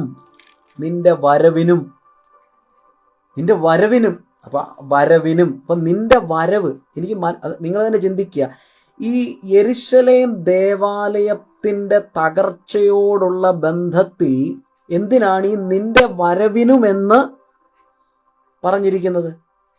നിന്റെ വരവിനും എനിക്ക് മനസ്സിലാകുന്നില്ല. നിങ്ങളൊന്ന് കമൻറ്റ് ചെയ്യണം. നിന്റെ വരവിന് യെരുശലേം, the destruction of the temple of ജെറുസലേമാണ് നമ്മുടെ വിഷയം. ഒലിവറ്റ് ഡിസ്കോഴ്സസ്, ഒലിമല പ്രഭാഷണമാണ്. അവിടെ നിന്റെ വരവിൻ്റെ കാര്യം എന്തിനാണ് പറയുന്നത്? പിന്നെ ഈ വാക്യം കൂടെ ചേർത്ത് കാരണം ഇതെല്ലാം ഇവർ ഡിസ്കസ് ചെയ്യുന്ന വാക്കുകൾ ഈ സോഷ്യൽ മീഡിയയിലും യൂട്യൂബിലും ഇപ്പോൾ സ്ഥിരമായി പ്രചരിപ്പിക്കുന്ന ഒരു കാര്യമാണ് പ്രിയപ്പെട്ടവർ. എനിക്ക് ഇതിൻ്റെ അകത്ത് കൺഫ്യൂഷൻ ഉണ്ട്. അതുകൊണ്ട് ആ പബ്ലിക് മീഡിയയിൽ ഞാൻ വന്നിരിക്കുന്നത്, എൻ്റെ സുഹൃത്തുക്കളായ എല്ലാ സഹോദരങ്ങളുടെ മുന്നിൽ വന്നിരിക്കുന്നത്. നിങ്ങൾക്ക് വിയോജിപ്പുണ്ടാകാം, നിങ്ങൾ എന്നോട് യോജിക്കുമായിരിക്കും, എനിക്കറിയത്തില്ല. പക്ഷേ AD 70 അവസാനിച്ചു, മത്തായി 24 കാര്യമില്ല, 23 എല്ലാം നടന്നു എന്ന് പറയുന്ന ഈ വ്യാഖ്യാന രീതിയോട് അതിനെ അവലോകനം ചെയ്യുകയാണ്. ക്രിട്ടിക്കലി അനാലിസിസ് ചെയ്യുകയാണ്. ക്രിട്ടിക്കൽ അനാലിസിസ് ആണ് ഇവിടെ നടന്നുകൊണ്ടിരിക്കുന്നത്. ഒരു ബ്രദറും വന്ന് കമൻറ്റ് ചെയ്യുന്നു AD 70. അതേ ബ്രദറെ, AD 70 നടന്നു കഴിഞ്ഞു എന്നാണ് പലരും പറയുന്നത്. AD 70 സോണി ജോൺ ബ്രദറും പറയുന്നു AD 70 എന്ന്. എനിക്കറിയത്തില്ല അദ്ദേഹം സപ്പോർട്ട് ചെയ്യുവാണോ എന്താണ് അദ്ദേഹം, എനിക്കറിയത്തില്ല. പക്ഷേ AD 70 എല്ലാം നടന്നു കഴിഞ്ഞു എന്ന് പറയുന്ന പ്രിയപ്പെട്ടവരെ, ഞാൻ ഈ ചോദിക്കുന്ന ചോദ്യങ്ങൾക്ക് എനിക്ക് ഉത്തരം തരണം, കൃത്യമായ ഉത്തരം തരണം. എന്തുവാണ് ഈ പറയുന്നത്? 10-ാം അധ്യായം ഇത് കുറേ നാളായിട്ട് ആത്മീക ലോകത്തിൽ വലിയ കൺഫ്യൂഷൻ ഉണ്ടായിക്കൊണ്ടിരിക്കുകയാണ്. ആത്മീക ലോകത്തിൽ വലിയ കൺഫ്യൂഷനാണ് ഈ AD 70 എന്ത് പറഞ്ഞാലും ഇവർ AD 70 എന്ന് പറയുന്നതിൻ്റെ കാര്യം എന്താണെന്ന് എനിക്ക് ഒട്ടും മനസ്സിലാകുന്നില്ല. ബൈബിളിൽ അങ്ങനെ AD 70 പറയുന്നില്ല. AD 70 ബൈബിളിൽ കൂടുതലായി ഒന്നും പറയുന്നില്ല. ചരിത്രത്തിലുണ്ട്, അത് അംഗീകരിക്കാം. പക്ഷേ അത് ഈ കാര്യം ഈ ബൈബിളുമായിട്ട് എന്താണ് ബന്ധം? സ്വർഗത്തിൽ എന്നേക്ക് സ്ഥിരമായിരിക്കുന്ന തിരുവചനവുമായിട്ട് ഇതിനെന്ത് ബന്ധമാണുള്ളത്? എനിക്കൊന്ന് പറഞ്ഞു തരണം. ഈ 10-ാം വാക്യത്തിൽ എനിക്ക് ഈ വാക്യത്തിൽ കിടന്ന് ഞാൻ ഇന്ന് കറങ്ങും എന്ന് എനിക്ക് തോന്നുന്നു. എന്തായാലും 6:30 ആകുമ്പോൾ ഈ ലൈവ് 1-ാമത്തെ പാർട്ട് നിർത്തും. 2-ാം പാർട്ട് അടുത്ത ദിവസം നമുക്ക് ചെയ്യാം. ഞാൻ ഈ കമൻറ്റ് നോക്കുമ്പോൾ ഇതിൻ്റെ അകത്ത് ഒരു ബ്രദർ കമൻറ്റ് ചെയ്തിട്ട് ഈ പേര് പറയുന്നില്ല. Second coming already happened in AD 70. അപ്പോൾ എനിക്ക് മനസ്സിലായി AD 70 എന്ന് അദ്ദേഹം പറഞ്ഞത് സെക്കൻഡ് കമ്മിങ് നടന്നു കഴിഞ്ഞു എന്നാണ് ഒരാൾ ഇതിനകത്ത് കമൻറ്റ് ചെയ്ത്. ഈ കമൻറ്റ് വായിക്കാതിരിക്കാൻ എനിക്ക് പറ്റുകയില്ല. സെക്കൻഡ് കമ്മിങ് ഓൾറെഡി ഹാപ്പൻഡ്, ഇതാണ് ഞാൻ പറഞ്ഞത്. നമ്മൾ കൃത്യമായിട്ട് ഇവിടെ ബൈബിള് ഹെർമനോട്ടിക്സ് വെച്ച് എക്സിജിസിസ് ചെയ്തുകൊണ്ടിരിക്കുകയാണ്. സെമിനാറുകളിൽ പഠിപ്പിക്കുന്ന ഹെർമനോട്ടിക്സ് എന്ന് പറയുന്ന സബ്ജക്റ്റ് പഠിച്ച പ്രിയപ്പെട്ടവർ ഒരുപാട് പേരുണ്ട്. നിങ്ങളിതിന് ഉത്തരം പറയണം. എക്സിജിസിസ് നമ്മൾ നടത്തിക്കൊണ്ടിരിക്കുക. ഈ എക്സിജിസിസിൽ ഇതൊരു ചലഞ്ചാണ്. പബ്ലിക് പ്ലാറ്റ്ഫോമിൽ ബൈബിൾ ഒന്നുകൂടെ റീറീഡ് ചെയ്യുകയാണ്, എസ്കറ്റോളജിയെ റീറീഡ് ചെയ്യുകയാണ്. എനിക്ക് മനസ്സിലാകുന്നില്ല, എനിക്ക് ആകെപ്പാടെ കൺഫ്യൂഷൻ ഉണ്ടാകുന്നു. കാരണം ഇത് ഈ ആത്മീയ ഗോളത്തെ ഒരുപാട് പ്രശ്നത്തിലാക്കിയിരിക്കുക. ഈ വീഡിയോ ഞാൻ ഒരുപാട് ഗ്രൂപ്പിൽ, 100-ലധികം ഗ്രൂപ്പുകളിലേക്ക് ഷെയർ ചെയ്ത് കഴിഞ്ഞു. ഇനി ഷെയർ ചെയ്യും. എന്നെ സപ്പോർട്ട്, അല്ലെങ്കിൽ ഇത് കാണുന്നവർ, എന്നെ സ്നേഹിക്കുന്നവർ ഇത് ഷെയർ ചെയ്യണം മാക്സിമം. ബൈബിള് കൃത്യമായിട്ട് ഒന്നുകൂടെ ഒരു പുതിയ സ്പെക്സ് വെച്ച് നമ്മൾ റീഡ് ചെയ്യുകയാണ്. മനുഷ്യപുത്രം വരുവോളം. അപ്പോൾ ഇവിടെ ഒരു വരുവോളം ഉണ്ട്. ശിഷ്യന്മാർ പറയുന്നു, വരുന്ന കാര്യം പറയുന്നു, വരവ് എപ്പോൾ സംഭവിക്കുമെന്ന് പറയുന്നു. കാരണം ഈ കല്ലിന്മേൽ ശേഷിക്കാതെ വണ്ണം ഇത് പോകുമെന്ന് പറഞ്ഞപ്പോഴാണ് ഇവർ ചോദിക്കുകയാണ്. യേശു അത് പറഞ്ഞു. എന്നിട്ട് യേശുവും ശിഷ്യന്മാരും അങ്ങ് പോയി. പക്ഷെ അവർ പോയിട്ട് പിന്നെ വന്നിട്ട് പ്രൈവറ്റായിട്ട് ചോദിക്കുകയാണ്, എപ്പോഴാണ് ഈ കല്ലിന്മേൽ ശേഷിക്കാതെ വണ്ണം പോകുന്നത്? അതുപോലെ തന്നെ നിന്റെ വരവ് എന്താണ്? എനിക്ക് മനസ്സിലാകാത്തത്, ഈ കല്ലിന്മേൽ ശേഷിക്കാതെ പോകുമെന്ന് യേശു പറഞ്ഞത് കേട്ട് ശിഷ്യന്മാർ ഉറപ്പായിട്ട് ചോദിക്കും, അത് എപ്പോഴാണ് സംഭവിക്കുന്നത്? നീ അതുവല്ലോ ആയിരിക്കും AD 70 നടന്നായിരിക്കും, എനിക്കറിയില്ല. അത് തന്നെ, സോറി, AD 70 അത് നടന്നു, അത് ഞാൻ അംഗീകരിക്കുന്നു. അത് ബ്രദർ പറഞ്ഞ് ഞാൻ അക്സെപ്റ്റ് ചെയ്യുന്നു, ബ്രദർ പറഞ്ഞ് ഞാൻ 100% അംഗീകരിക്കുന്നു. പക്ഷേ ഇവിടുത്തെ പ്രശ്നം ഈ വരവിൻ്റെ കാര്യം എന്താ പറയുന്നത്? ഏത് വരവിൻ്റെ കാര്യം ഈ പറയുന്നത്? ഇതിൻ്റെ വരവ് ഞങ്ങൾ ഇവിടെ ഒരു കൂട്ടം ആളുകൾ 2-3 പഠിപ്പിക്കലുകൾ ഇവിടെ ഉണ്ട് ഇന്ന് ആത്മീയ കോളത്തിൽ. ഇത് നേരത്തെ എങ്ങും ഇല്ലായിരുന്നു, ഇപ്പോൾ മുളച്ച് പൊന്തി വന്നാണെന്നാണ് എൻ്റെ ഒരു ചിന്ത. കാരണം ഞാനിത് കേൾക്കാൻ തുടങ്ങിയിട്ട് കുറച്ച് നാളായിട്ടുള്ളൂ. സോഷ്യൽ മീഡിയ ഈ AD 70 യേശു വന്നു എന്നാണ് പറയുന്നത്. അതാണ് ഈ ബ്രദർ പറയുന്നത്. Second coming is already happened in AD 70. ഇത് ഇതാണ് ഞാൻ പറഞ്ഞത്. എനിക്കിത് അറിയാം. ഇത് ആരെങ്കിലും ഈ വിഷയം സംബന്ധിച്ച് ഇതിൻ്റെ അകത്ത് കമൻ്റ് ഇടുമെന്ന് എനിക്കറിയാം, ഉറപ്പാണ്. മനുഷ്യപുത്രം വരുവോളം നിങ്ങൾ ഇസ്രായേൽ പട്ടണങ്ങളെ സഞ്ചരിച്ച് തിരിയുക എന്ന് പറഞ്ഞാൽ ഇസ്രായേലിൽ കുറേ പട്ടണമുണ്ടല്ലോ. എന്തായാലും കേരളത്തിൻ്റെ അത്രയും പോലും ഇല്ലാത്ത ഇസ്രായേൽ പട്ടണം മനുഷ്യപുത്രൻ വരുവോളം അതായത് ഈ മനുഷ്യപുത്രൻ വന്നാലും ശിഷ്യന്മാരോട് പറയുകയാണ്, നിങ്ങൾ ഈ കേരളത്തിൻ്റെ അത്രയും പോലും ഇല്ലാത്ത ഇസ്രായേൽ എന്ന് പറയുന്ന ഈ കൊച്ചു സ്റ്റേറ്റ് രാജ്യം നിങ്ങൾക്കിത് കവർ ചെയ്യാനൊന്നും പറ്റത്തില്ല. കാരണം ഇവരോട് പറഞ്ഞിട്ടുണ്ട് ദൈവരാജ്യം എല്ലാവരോടും പറയണമെന്ന്. മത്തായിയുടെ സുവിശേഷം 28-ാം അധ്യായത്തിൽ എന്ത് പറയുന്നു? അവർക്കൊരു നിയോഗം കൊടുക്കുന്നുണ്ട് അല്ലേ, ഗ്രേറ്റ് കമ്മീഷൻ ഉണ്ട് അല്ലേ. ആ ഗ്രേറ്റ് കമ്മീഷൻ എന്തോ പറയുന്നത്? നിങ്ങൾ ഈ ദൈവരാജ്യത്തെക്കുറിച്ച് എല്ലാവരോടും പോയി പറയണം. ഞാൻ നിങ്ങളെ പഠിപ്പിച്ച ഈ സുവിശേഷം ഗോസ്പൽ എല്ലാവരെയും ചേർത്ത് നിർത്തുന്ന ഗോസ്പൽ ഓഫ് ഇൻക്ലൂഷൻ, എല്ലാവരെയും ചേർത്ത് നിർത്തുന്ന, എല്ലാവരെയും രക്ഷിക്കുന്ന ഈ ഗുഡ് ന്യൂസ് എല്ലാവരോടും പറയണമെന്ന് മാത്യു 28 പറയുന്നുണ്ട്. അപ്പം മാത്യു 28 പറയുന്ന ജോൺ ലോറൻസ് പാസ്റ്റർ പ്രവാചക വാക്യവും അധികം സ്ഥിരമായിട്ട് നമുക്കുണ്ട്. നമ്മുടെ ഒരു സ്നേഹിതൻ ഇതിൻ്റെ അകത്ത് അയച്ചിരിക്കുകയാണ്. നേരം വെളുക്കുകയും നിങ്ങളുടെ ഹൃദയങ്ങളിൽ ഉദയനക്ഷത്രം ഉദിക്കുകയും ചെയ്യുവോളം ഇരുണ്ട സ്ഥലത്ത് പ്രകാശിക്കുന്ന വിളക്ക് പോലെ അതിനെ കരുതിക്കൊണ്ടാൽ നന്ന്.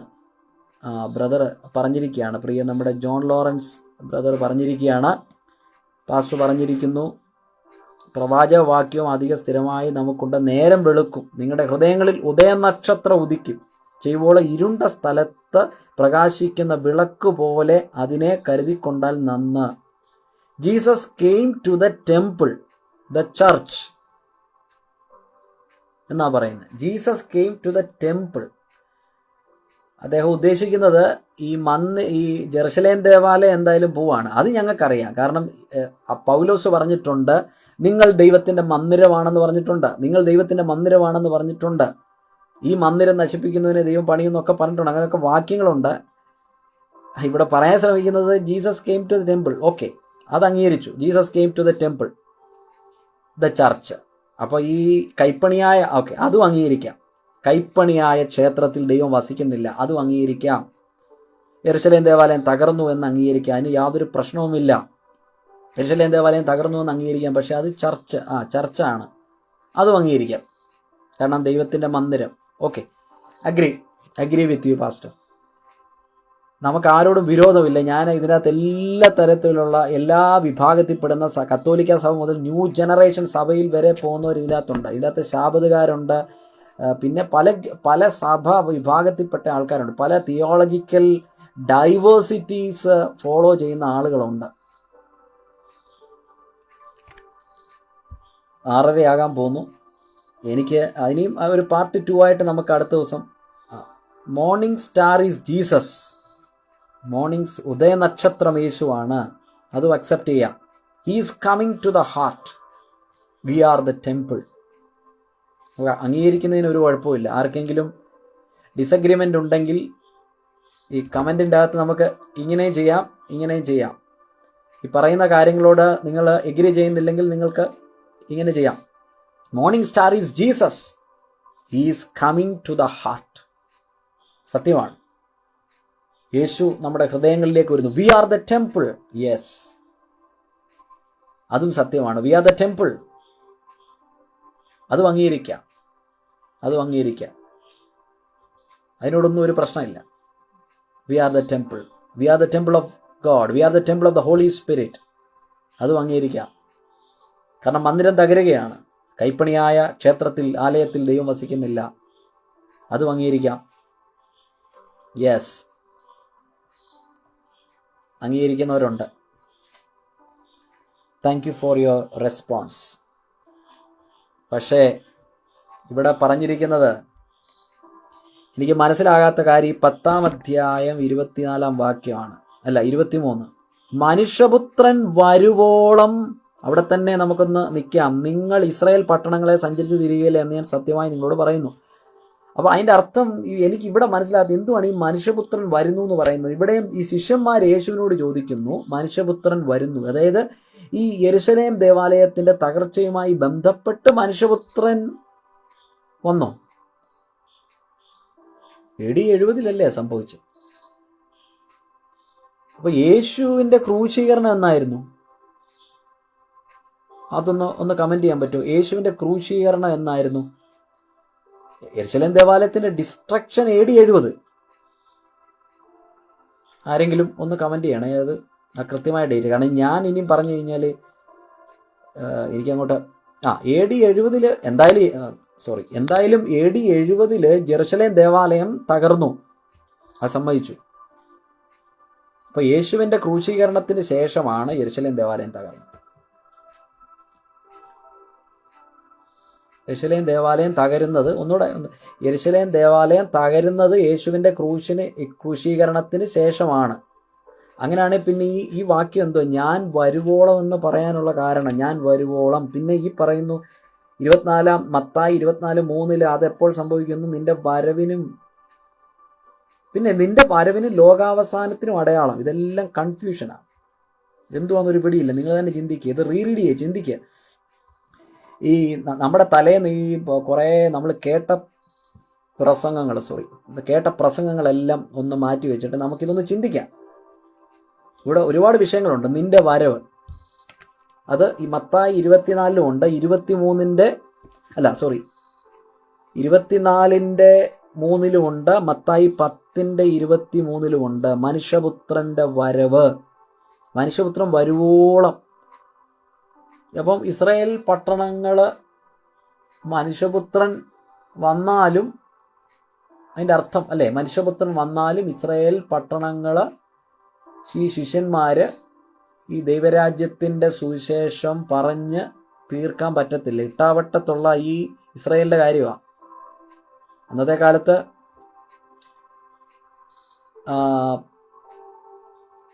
ഒരുപാട് വേഴ്സസ് തന്ന് എൻ്റെ Lukose 21:20 AD 30 crucifixion of our Lord Jesus Christ. Okay, thank you Bini സാറേ. AD 30 ക്രൂസിഫിക്ഷൻ നടന്നത്. AD 70 ജെറുസലേം ദേവാലയം തകരുന്നത്.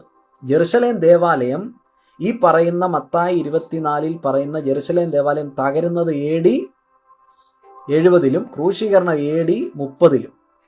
ലൂക്കോസ് 21:20 when you see Jerusalem being surrounded by armies. അതിലേക്ക് നമ്മൾ വരും. Thank you so much. ഇത് കണക്റ്റഡ് ആയിട്ടുള്ള വാക്യങ്ങൾ ഇവിടെ പ്രിയപ്പെട്ടവർ അയച്ചിരുന്നുണ്ട്. ഒരുപാട് വാക്യങ്ങൾ അയച്ചിരുന്നുണ്ട്. Thank you so much. ഒന്ന് വായിക്കാം അല്ലേ. AD 70 ഇത് ഞാൻ നോക്കുമ്പോൾ ഇതെല്ലാം താഴോട്ട് പോവാം. ഒരു മിനിറ്റ്. ഓക്കെ, എനിവേ അത് അടുത്ത ദിവസം ആ ഭാഗങ്ങളോട് ഇപ്പം ആ ബ്രദർ അയച്ചെന്ന കാര്യങ്ങളൂടെ ഞാൻ നമുക്ക് ഒന്ന് ചിന്തിക്കാം. അപ്പോൾ ഇതിൻ്റെ അർത്ഥം എന്താണെന്ന് വെച്ചാൽ ഒന്ന് പറയണേ. ഈ മത്തായിയുടെ സുവിശേഷം ഇതിൻ്റെ അകത്ത് എന്നെ കേൾക്കുന്ന 10-ാം അധ്യായം, എന്നെ കേൾക്കുന്ന പ്രിയപ്പെട്ടവരെ ഒന്ന് ശ്രദ്ധിച്ച്. മത്തായിയുടെ സുവിശേഷം 10-ാം അധ്യായം 23-ാം വാക്യം എന്താണെന്നൊന്ന് പറയണം. മനുഷ്യപുത്രൻ വരുവോളം നിങ്ങളെന്ന് പറയുന്നത് എന്തായാലും നമ്മളല്ല എന്നൊന്ന് നെഞ്ചത്ത് കൈവച്ചൊന്ന് പറയണേ. നമ്മളല്ല, ഇതെല്ലാം നമ്മളാണ്, ഞങ്ങളാണെന്നൊക്കെ പറയുമ്പോൾ ഇൻ്റർപ്രിട്ടേഷൻ്റെ അകത്ത് ഗ്രാമാറ്റിക്കൽ ക്രിറ്റിസിസം അല്ലെങ്കിൽ ലിറ്റററി ക്രിറ്റിസിസം എന്ന് പറയുന്നത് ഭാഷയുമായി ബന്ധപ്പെട്ട ഒരു ക്രിട്ടിക്കൽ ഒരു മെത്തേഡാണ്, അല്ലെങ്കിൽ ഒരു ഹെർമനോട്ടിക്കൽ ഒരു ടൂളാണ്, ഒരു എക്സിറ്റിക്കൽ ടൂളാണ്. ഇവിടെ നമ്മൾ യൂസ് ചെയ്യുന്ന ഗ്രാമാറ്റിക്കൽ ക്രിറ്റിസിസം വെച്ച് ഈ ഭാഗത്തെ എക്സിജിസിസ് ചെയ്യാൻ നോക്കുമ്പോൾ ഇവിടെ നിങ്ങൾ എന്തായാലും നമ്മളല്ല, 2025 നമ്മളല്ല എന്ന് ഞാൻ നിങ്ങൾ ഉറപ്പിച്ചെന്നാണ് എനിക്ക് തോന്നുന്നത്. ഗ്രാമറിനോട് നീതി പുലർത്തിക്കൊണ്ട് വായിച്ചാൽ മനുഷ്യപുത്രൻ വരുവോളം നിങ്ങൾ ഇസ്രായേൽ പട്ടണങ്ങളെ സഞ്ചരിച്ച് തീരുകയില്ല. അപ്പോൾ ഈ മനുഷ്യപുത്രൻ്റെ വരവ് ഇതിപ്പോൾ യേശുവിൻ്റെ 2ാം വരവിനെ കുറിച്ചാണോ ഈ പറയുന്നത്? എനിക്കറിയത്തില്ല. യേശു ക്രിസ്തുവിൻ്റെ 2ാം വരവിനെ കുറിച്ചാണോ ഈ 10-ാം അധ്യായത്തിൽ ഞാൻ വായിച്ചത്? മത്തായി 24-ാം അധ്യായം 3-ാം വാക്യത്തിൽ ഈ ശിഷ്യന്മാർ ചോദിക്കുകയാണ്, ഇതെപ്പോൾ സംഭവിക്കും? ലോകാവസാനത്തിനും നിന്റെ വരവിനും അടയാളം എന്ത്? അതെന്തായാലും രണ്ടാം വരവിനെ കുറിച്ചാണ്. അല്ലാതിപ്പം അതിനെക്കുറിച്ച് എങ്ങനെയാണ് ചിന്തിക്കാൻ സാധിക്കുക? അത് രണ്ടാം വരവിനെ കുറിച്ചാണ്. ആണോ? എനിക്കറിയത്തില്ല. ഇവിടെ എല്ലാം കൺഫ്യൂഷനാണ്. നിങ്ങളുടെ മുൻപിൽ കുറേ ചോദ്യങ്ങൾ, എനിക്കും നിങ്ങൾക്കും എല്ലാം ഉള്ള ചോദ്യങ്ങൾ നിരത്തി വെച്ചിരിക്കുകയാണ്. അവൻ്റെ വരവിനും ലോകാവസാനത്തിലും അടയാളം എന്ത് എന്ന് പറഞ്ഞു തരണം എന്ന് അപേക്ഷിച്ചു. യേശുവിൻ്റെ രണ്ടാം വരവ്, സെക്കൻഡ് കമ്മിങ്, കൃത്യമായിട്ട് ഇവിടെ പറയുന്നുണ്ട്. You are coming, second coming, second coming. യുദ്ധങ്ങളെയും യുദ്ധശൂരുകളെയും കുറിച്ച് കേൾക്കും, നിങ്ങൾ കേൾക്കും. You will be of hearing of wars and rumours of see that you are not frightened for those things must take place but this is not yet the end. ഇതൊന്നും അവസാനമല്ല. യുദ്ധങ്ങളും യുദ്ധശ്രുതികളും ഒക്കെ നടക്കട്ടെ, പക്ഷെ യേശുവിൻ്റെ വരവിൻ്റെ അടയാളം ഇതൊന്നും അല്ല എന്നാണ് പറയുന്നത്. ജാതി ജാതിയോട് എതിർക്കും, ഈറ്റുനോവിൻ്റെ ആരംഭമാണ്, ബർത്ത് പാങ്സ് ആണ്.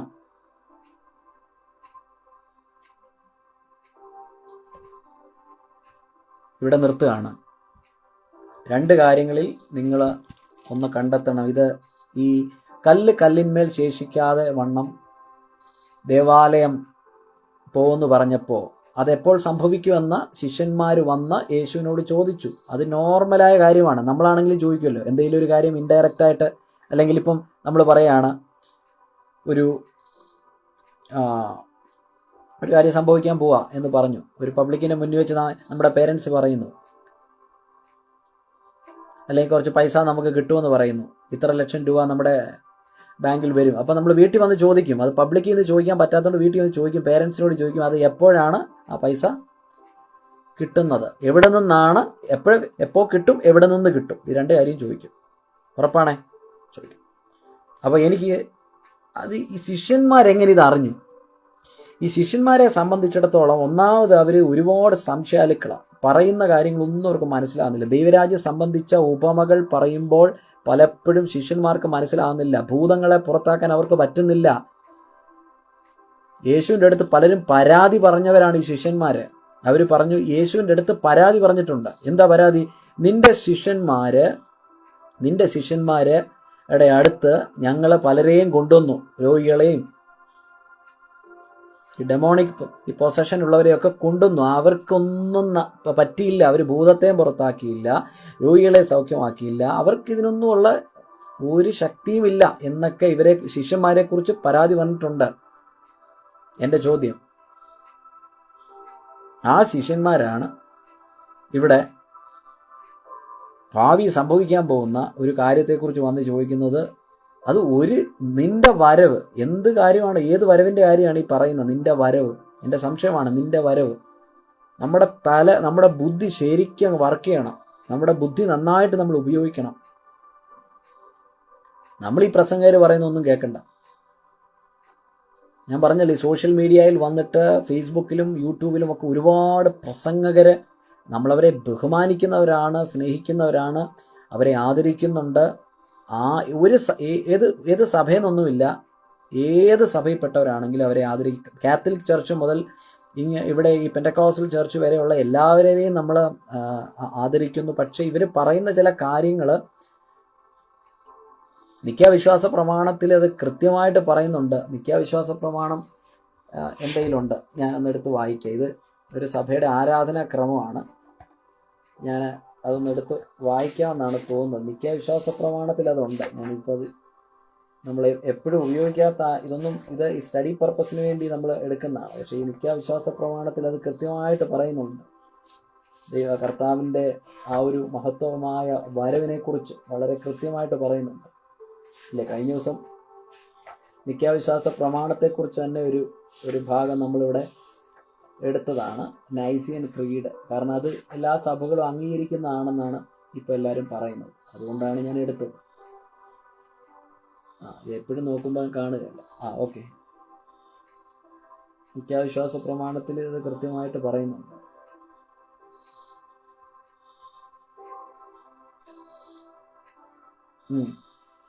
അതായത് തൻ്റെ പിതാവിൻ്റെ വലത്തുഭാഗത്തിരുന്നവനും യേശുവിനെക്കുറിച്ച് അവസാനമില്ലാത്ത രാജ്യത്വമുള്ളവനും ജീവിച്ചിരിക്കുന്നവരെയും മരിച്ചവരെയും വിധിപ്പാൻ തൻ്റെ മഹാപ്രഭാവത്തോടെ, ഇത് ഒരു സഭയുടെ ലിറ്റർജിയാണ്, ലിറ്റർജിക്കൽ ബുക്കാണ്, സഭയുടെ ആരാധനാക്രമമാണ്. അതിൻ്റെ അകത്ത് നിഖ്യാവിശ്വാസ പ്രമാണമാണ് ഞാൻ വായിക്കുന്നത്. ജീവിച്ചിരിക്കുന്നവരെയും മരിച്ചവരെയും വിധിപ്പാൻ തൻ്റെ മഹാപ്രഭാവത്തോടെ ഇനിയും വരുവാനിരിക്കുന്നവനുമായ യേശു മശിഹ ആയ ഏക കർത്താവിലും ഞങ്ങൾ വിശ്വസിക്കുന്നു. ഇനി മഹാപ്രഭാവത്തോടെ ഇനിയും വരുവാനിരിക്കുന്ന, ഇപ്പോഴും നമ്മളത് വായിക്കുന്നുണ്ട്, ഇനിയും വരുവാനിരിക്കുന്ന. അപ്പം ഇതെല്ലാം കൂടെ ചേർത്ത് വായിക്കുമ്പോൾ ഞാനിവിടെ നിർത്തുകയാണ്. അടുത്ത സെഷനിൽ നമുക്ക് വീണ്ടും കണ്ടുമുട്ടാമെന്നാണ് ഞാൻ ചിന്തിക്കുന്നത്. അപ്പോൾ ഈ 24-ാം അധ്യായത്തിൽ ഈ വരവ് എങ്ങനെ ശിഷ്യന്മാർക്ക് പിടികിട്ടി? മത്തായിയുടെ സുവിശേഷം 10-ാം അധ്യായത്തിൻ്റെ 24-ാം വാക്യം, മനുഷ്യപുത്രൻ വരുവോളം നിങ്ങൾ ഇസ്രായേൽ പട്ടണങ്ങളെ സഞ്ചരിച്ച് തീരുകയില്ല എന്ന് ഞാൻ സത്യമായിട്ട് നിങ്ങളോട് പറയുന്നു. ആകപ്പാടെ ഒരു കോൺട്രാഡിക്ഷൻ ഉണ്ട്, ഒരു കൺഫ്യൂഷൻ ഉണ്ട്. നിങ്ങൾ തന്നെ അതൊന്ന് നോക്കിയിട്ട് എന്നോട് പറയണം. ഇത്രയും സമയം വളരെ സ്നേഹത്തോടെ സഹകരിച്ചവർ, ഈ ലൈവ് കണ്ടവർ, ഒരുപാട് എൻ്റെ സുഹൃത്തുക്കൾ, സഹോദരങ്ങൾ, യോജിക്കുന്നവർ, യോജിക്കാത്തവർ, വിവിധ സഭകളിലുള്ളവർ, എല്ലാവർക്കും സ്വാഗതം.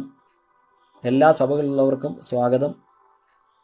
എന്തായാലും നിഖ്യാവിശ്വാസ പ്രമാണം നമ്മളെ ഓർപ്പിക്കുന്നു, ഇനിയും തൻ്റെ മഹാപ്രഭാവത്തോടെ വരുവാനിരിക്കുന്നവനുമായ യേശുമശിഹായ ഏക കർത്താവിലും ഞങ്ങൾ വിശ്വസിക്കുന്നു എന്ന് പറയുന്നു. അപ്പോൾ എല്ലാ സഭകളും പറയുന്നു യേശു ക്രിസ്തുവിൻ്റെ വരവ്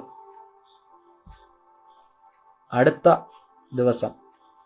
മത്തായിയുടെ സുവിശേഷം 24-ാം അധ്യായം, പിന്നെ ഇപ്പോൾ ഒരു ബ്രദർ പറഞ്ഞ പോലെ 21-ാം അധ്യായത്തിൽ നിന്നൊക്കെയുള്ള കാര്യങ്ങൾ അതുമായിട്ട് ചേർത്ത് വെച്ചുകൊണ്ട് വീണ്ടും ചിന്തിക്കുന്നതായിരിക്കും.